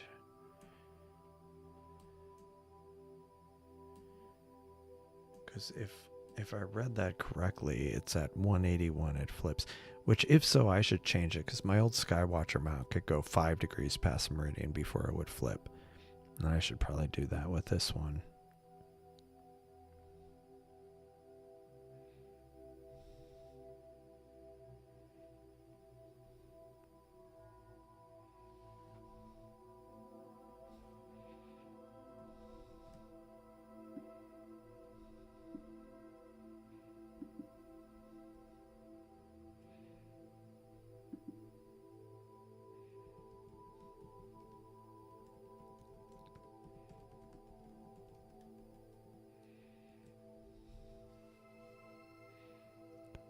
And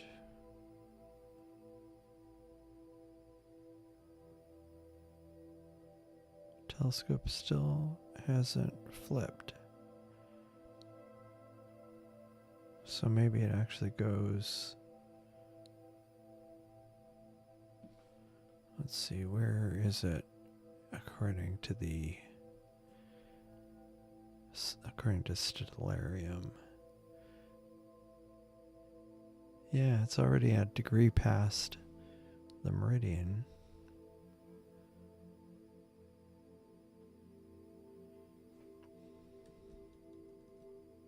Oh, it's flipping. So I am gonna, yeah, it says it's dithering, but it's not dithering, it's flipping. So I'm gonna stop this. Almost 15 minutes. Oh yeah, you can really see the shell there when I, so I'm sure with like the right stretching it'll really pop. Yeah, guiding not active because it's meridian flipping.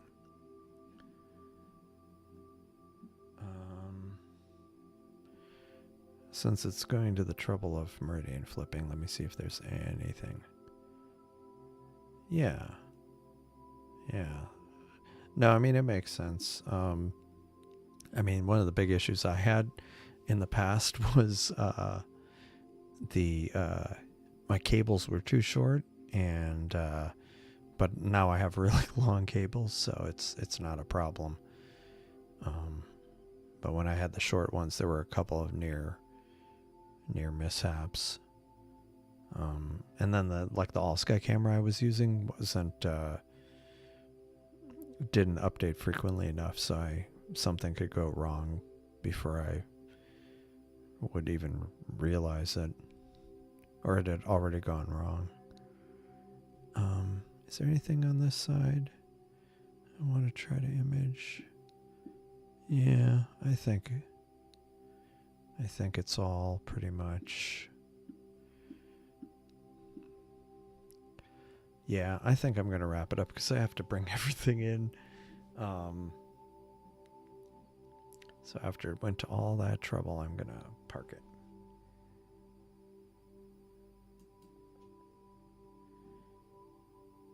And it's moving. Cool. But yeah, before I forget, let's look at the S30. Got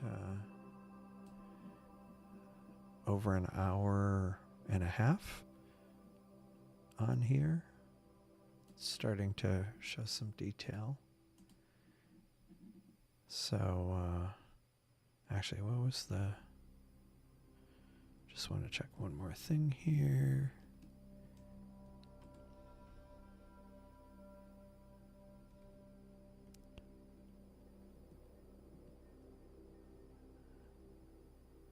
Actually, that's one thing. Darn it. What did I do? How did I do this?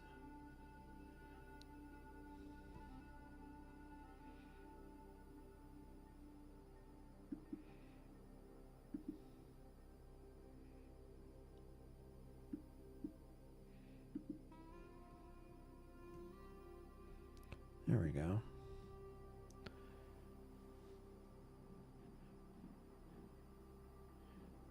I might do one more thing just for fun. Yeah. Yeah, that actually happened. That happened when I was trying to do the Titan transit. I had a cable that was theoretically had enough slack, and it actually got snagged on the one of the knobs on the mount and got pulled really taut. It was bad.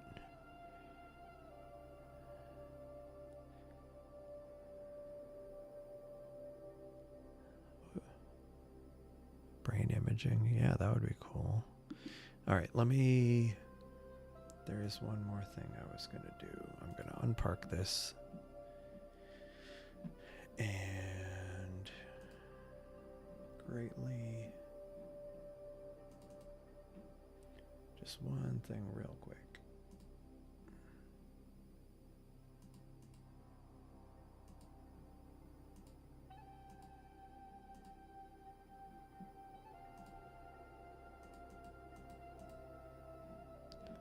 Just for grins.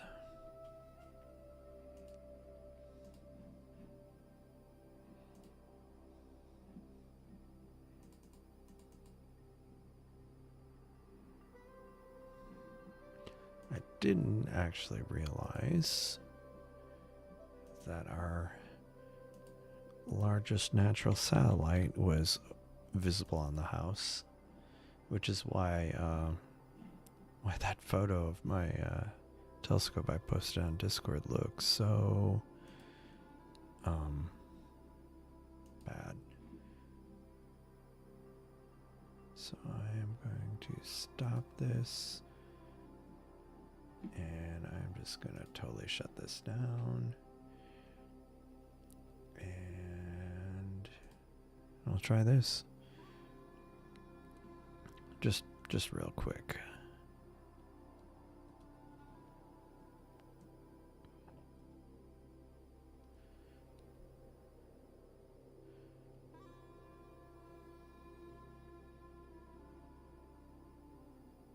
We will soon see the moon go into the field of view, and it will be very obvious. There's the wide angle. Whoa, there it is. And there's the wide angle. Waiting for mount to settle. I think I'm gonna stop it because it's not gonna be able to plate solve that. Now, granted, this is with a narrowband filter, so definitely not the ideal choice. Oh, nice. Let's look at this one.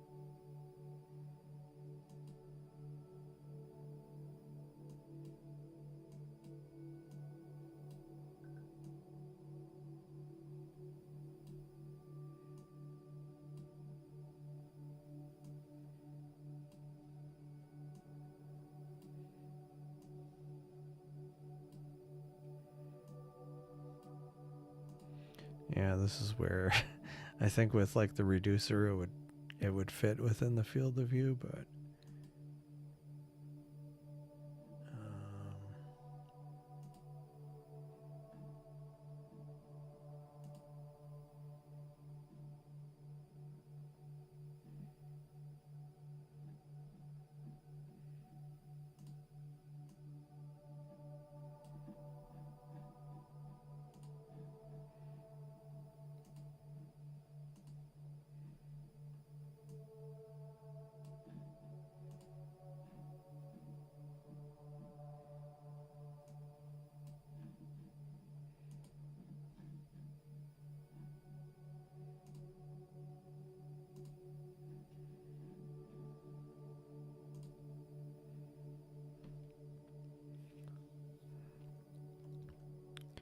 all right.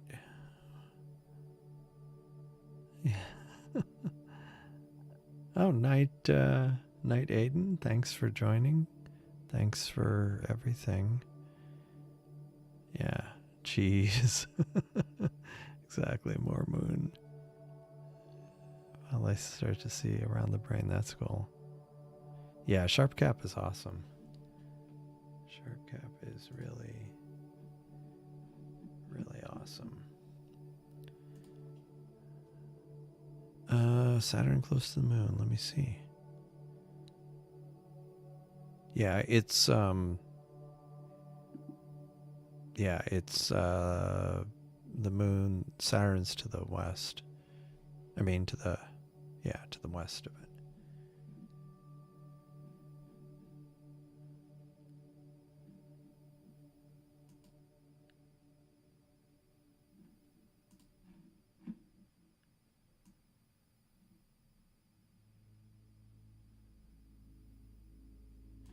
One thing I should try is this.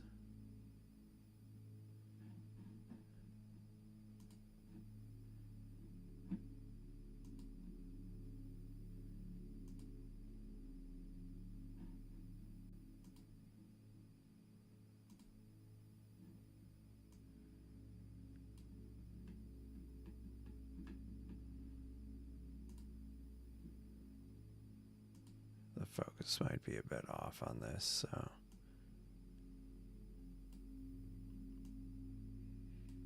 Whoa, that looks bad.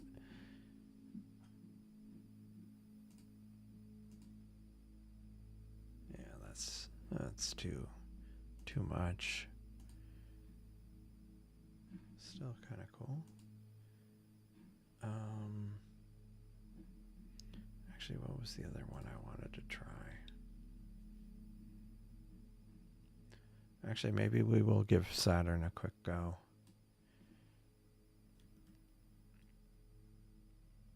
Since it's right there. It looks pretty good. I'm happy with that. Alright, so stop that.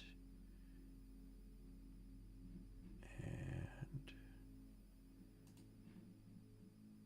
stop that.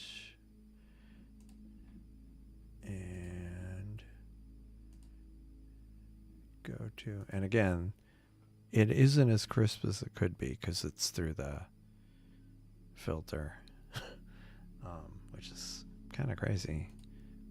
But let's see, Saturn.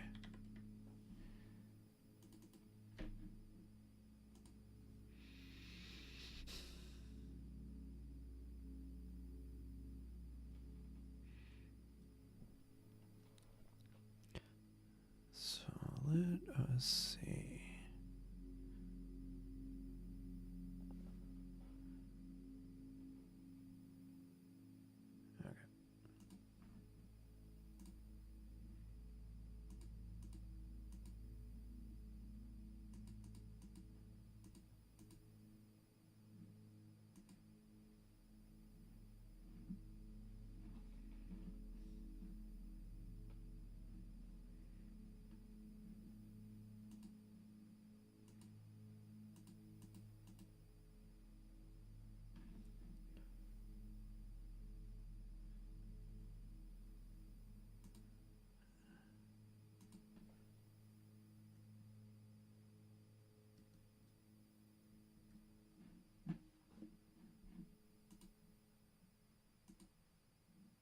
It's right there. It's just I didn't have it zoomed out enough. So let's...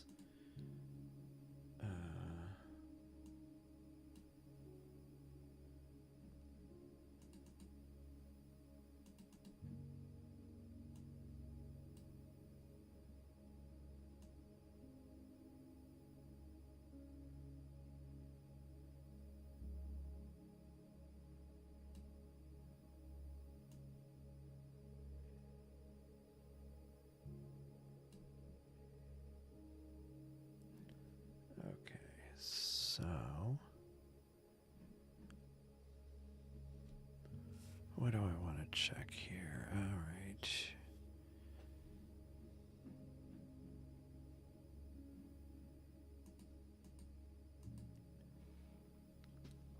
Okay, this, I really crank it up.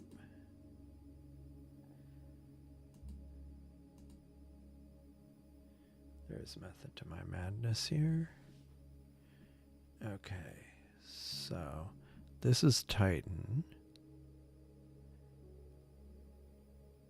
And I'm not 100% sure. Let me...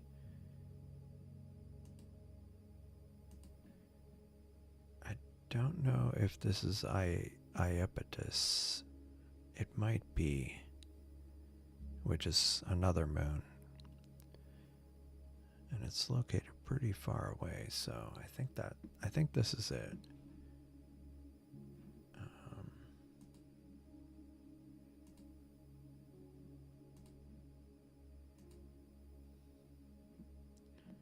All right, so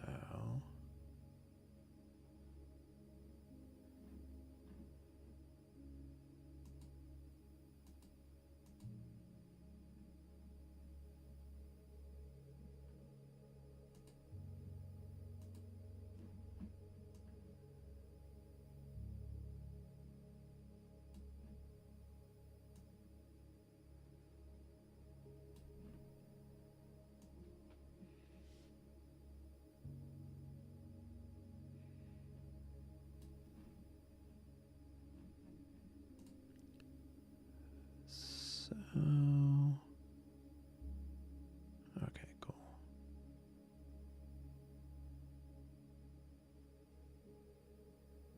Oh.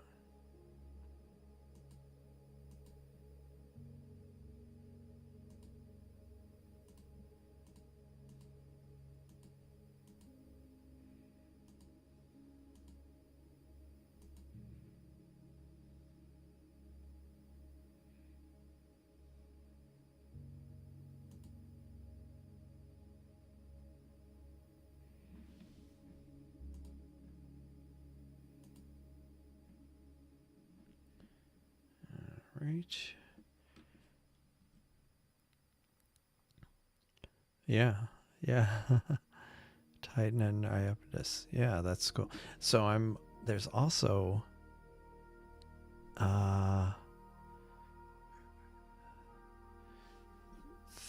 three more that might be, four more that might be visible, but they might be too, it might be too bright.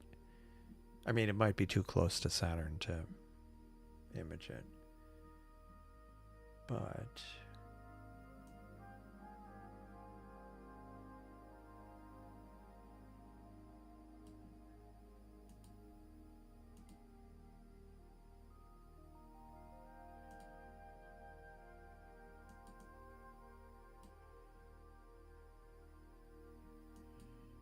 so let's see if I can do this. Actually, let me just run a capture for a while.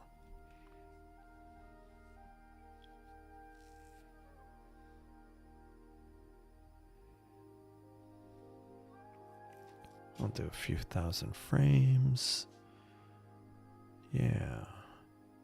Thanks. And then I will try stacking it. Or not stacking this, but then doing a live stack.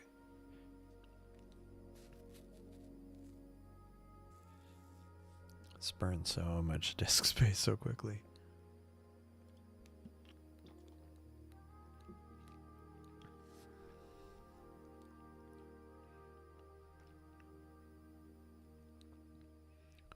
I'll probably do, yeah, I think I'll stop that. And then try this. Oh.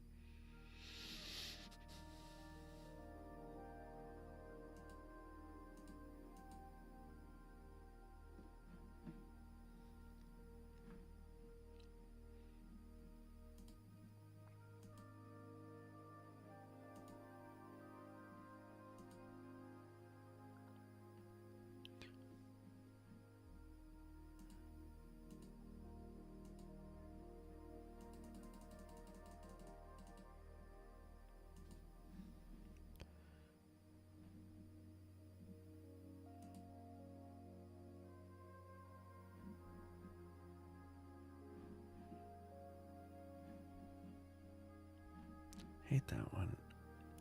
I go to pin it and then it dismisses. Okay, cool.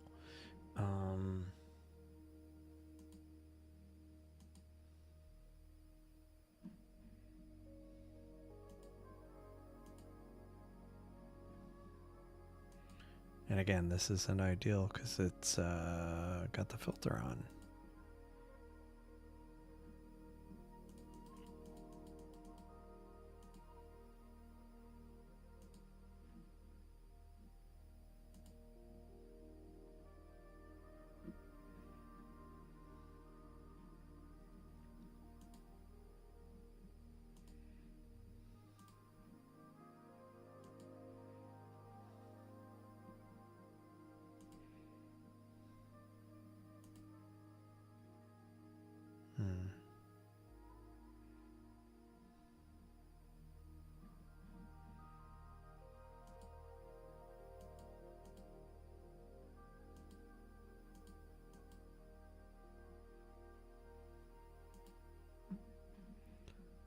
Yeah, sometimes I've had problems with Saturn.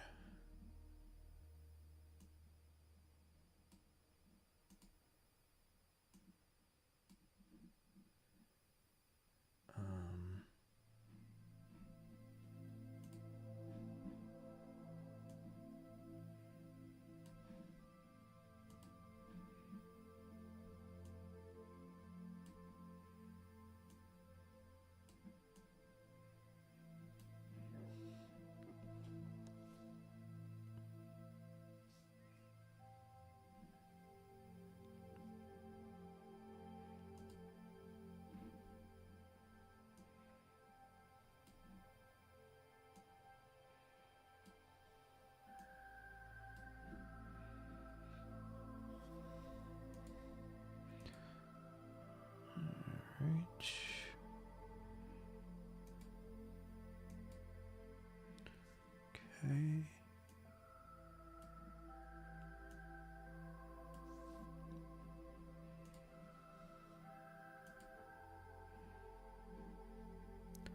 Yeah, at some point I'll probably get some kind of I have a 2x Barlow. I might get a 3x Barlow or something to help, especially for like Saturn.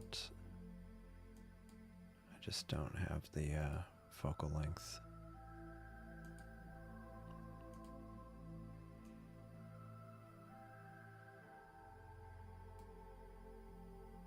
Like I was able to get not too bad of an image with the Cassegrain, but yeah, I don't think this is going to be really, yeah, I don't think this is going to do much. But one thing I do want to check while I'm here,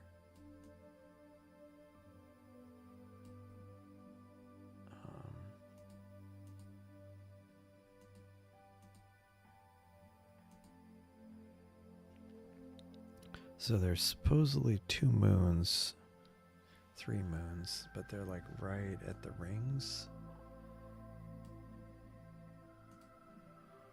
It might be.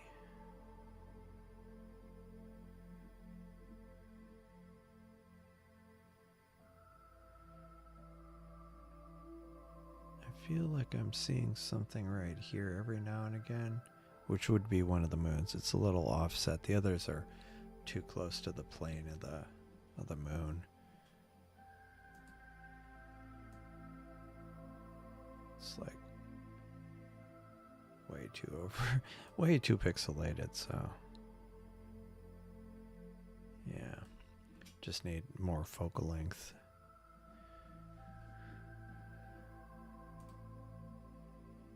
So one last target, just for grins, since it's also very close.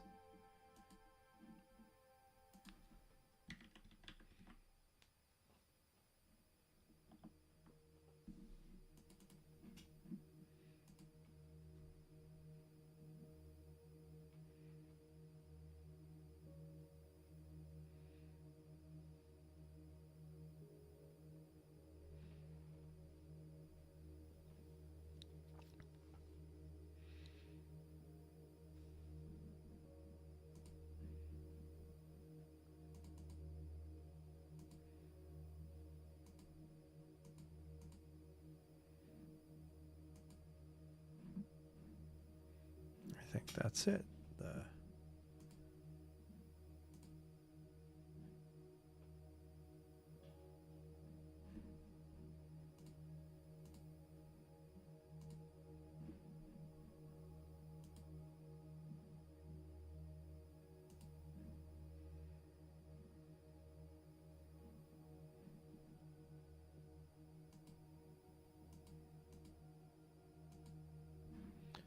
Might be having a problem because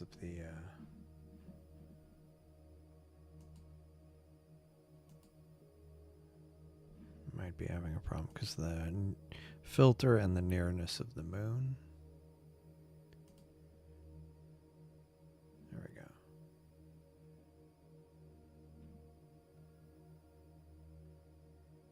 Yeah, so that's Neptune. So let's get in close and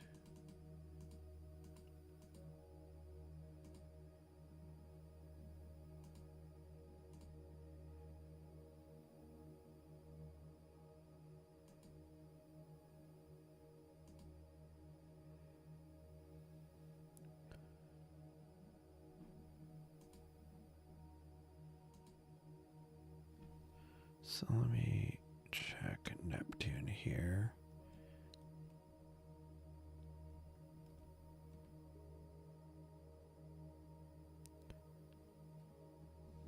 I think that's it.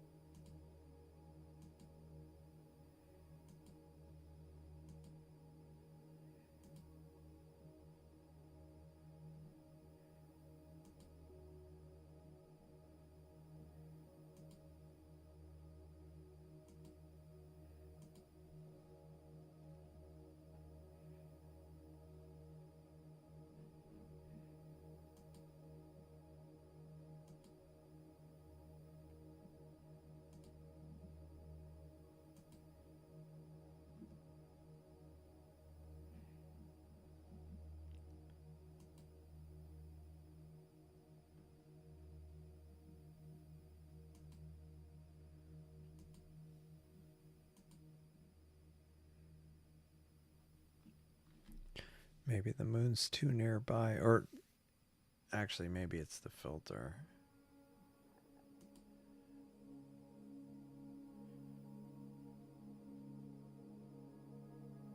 Actually, what I need to do is go back to this.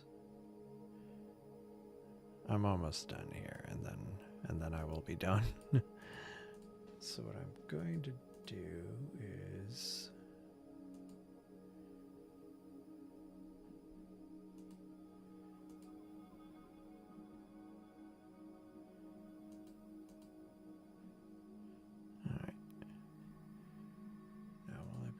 do this kind of live stack.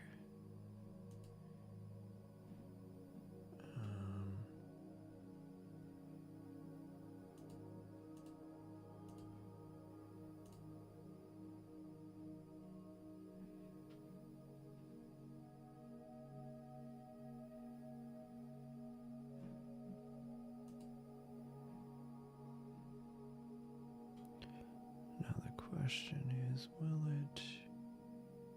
Hey. One of the issues sometimes I have is it will not... that it won't align it, and so I'll start getting a lot of plate failures. So I am pointing at Neptune.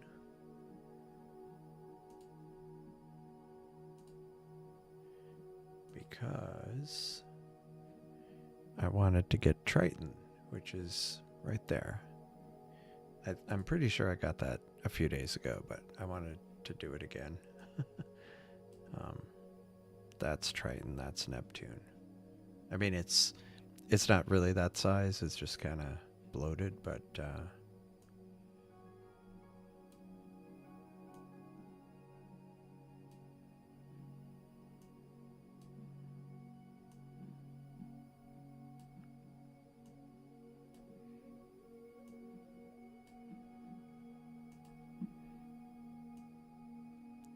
yeah, so you can really see it there. So that is Triton. Now there are some other moons of Neptune, but they're kind of faint and too close. So, which actually makes me want to try this again with Saturn.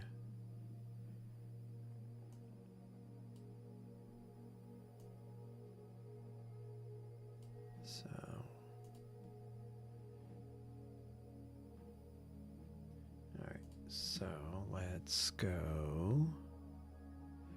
I'm going to stop this and I'm going to go back to Saturn.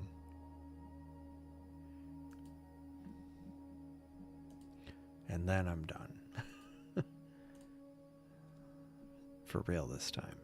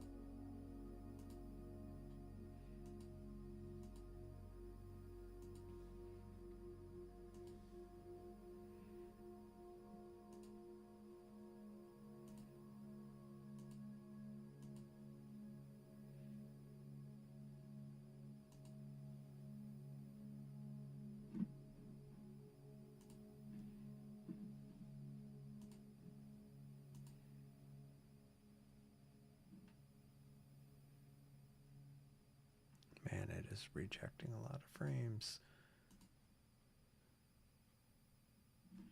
But it is also stacking a lot.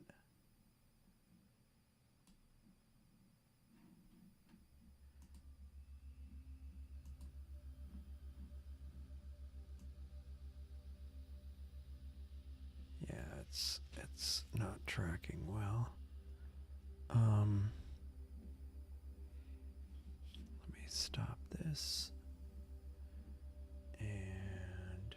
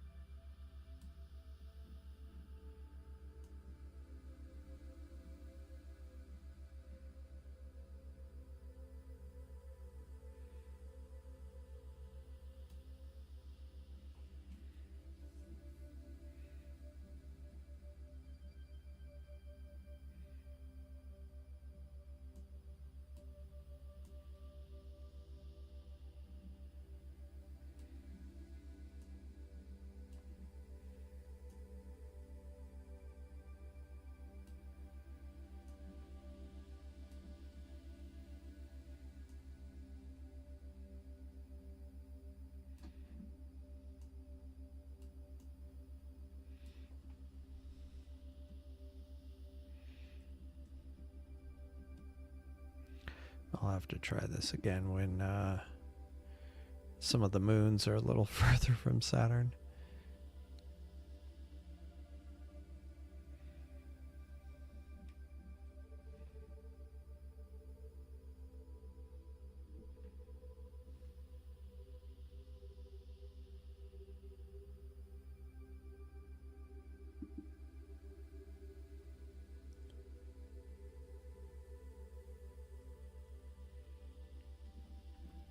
Yeah, because this...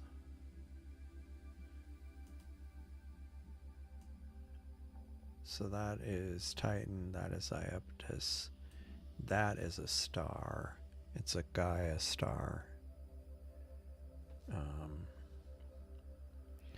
And there would, like, lost in the light there's a few moons.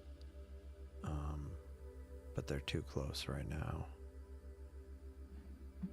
But let me see how they would look tomorrow at the same time.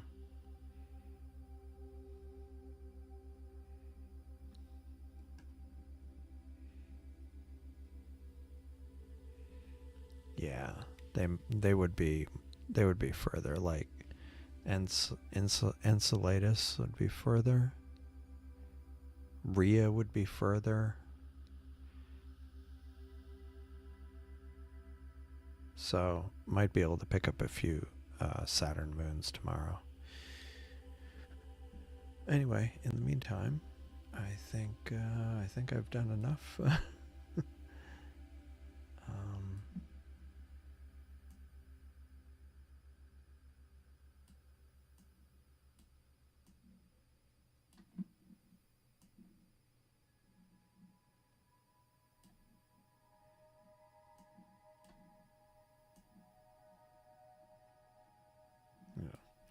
Anyway, yeah, so I think I've done enough. I will be having a live stream tomorrow, so don't forget to like, subscribe, and thanks everybody for joining tonight, and I will see you in, if I can figure out the mouse here, and I will see you in the next video. Good night.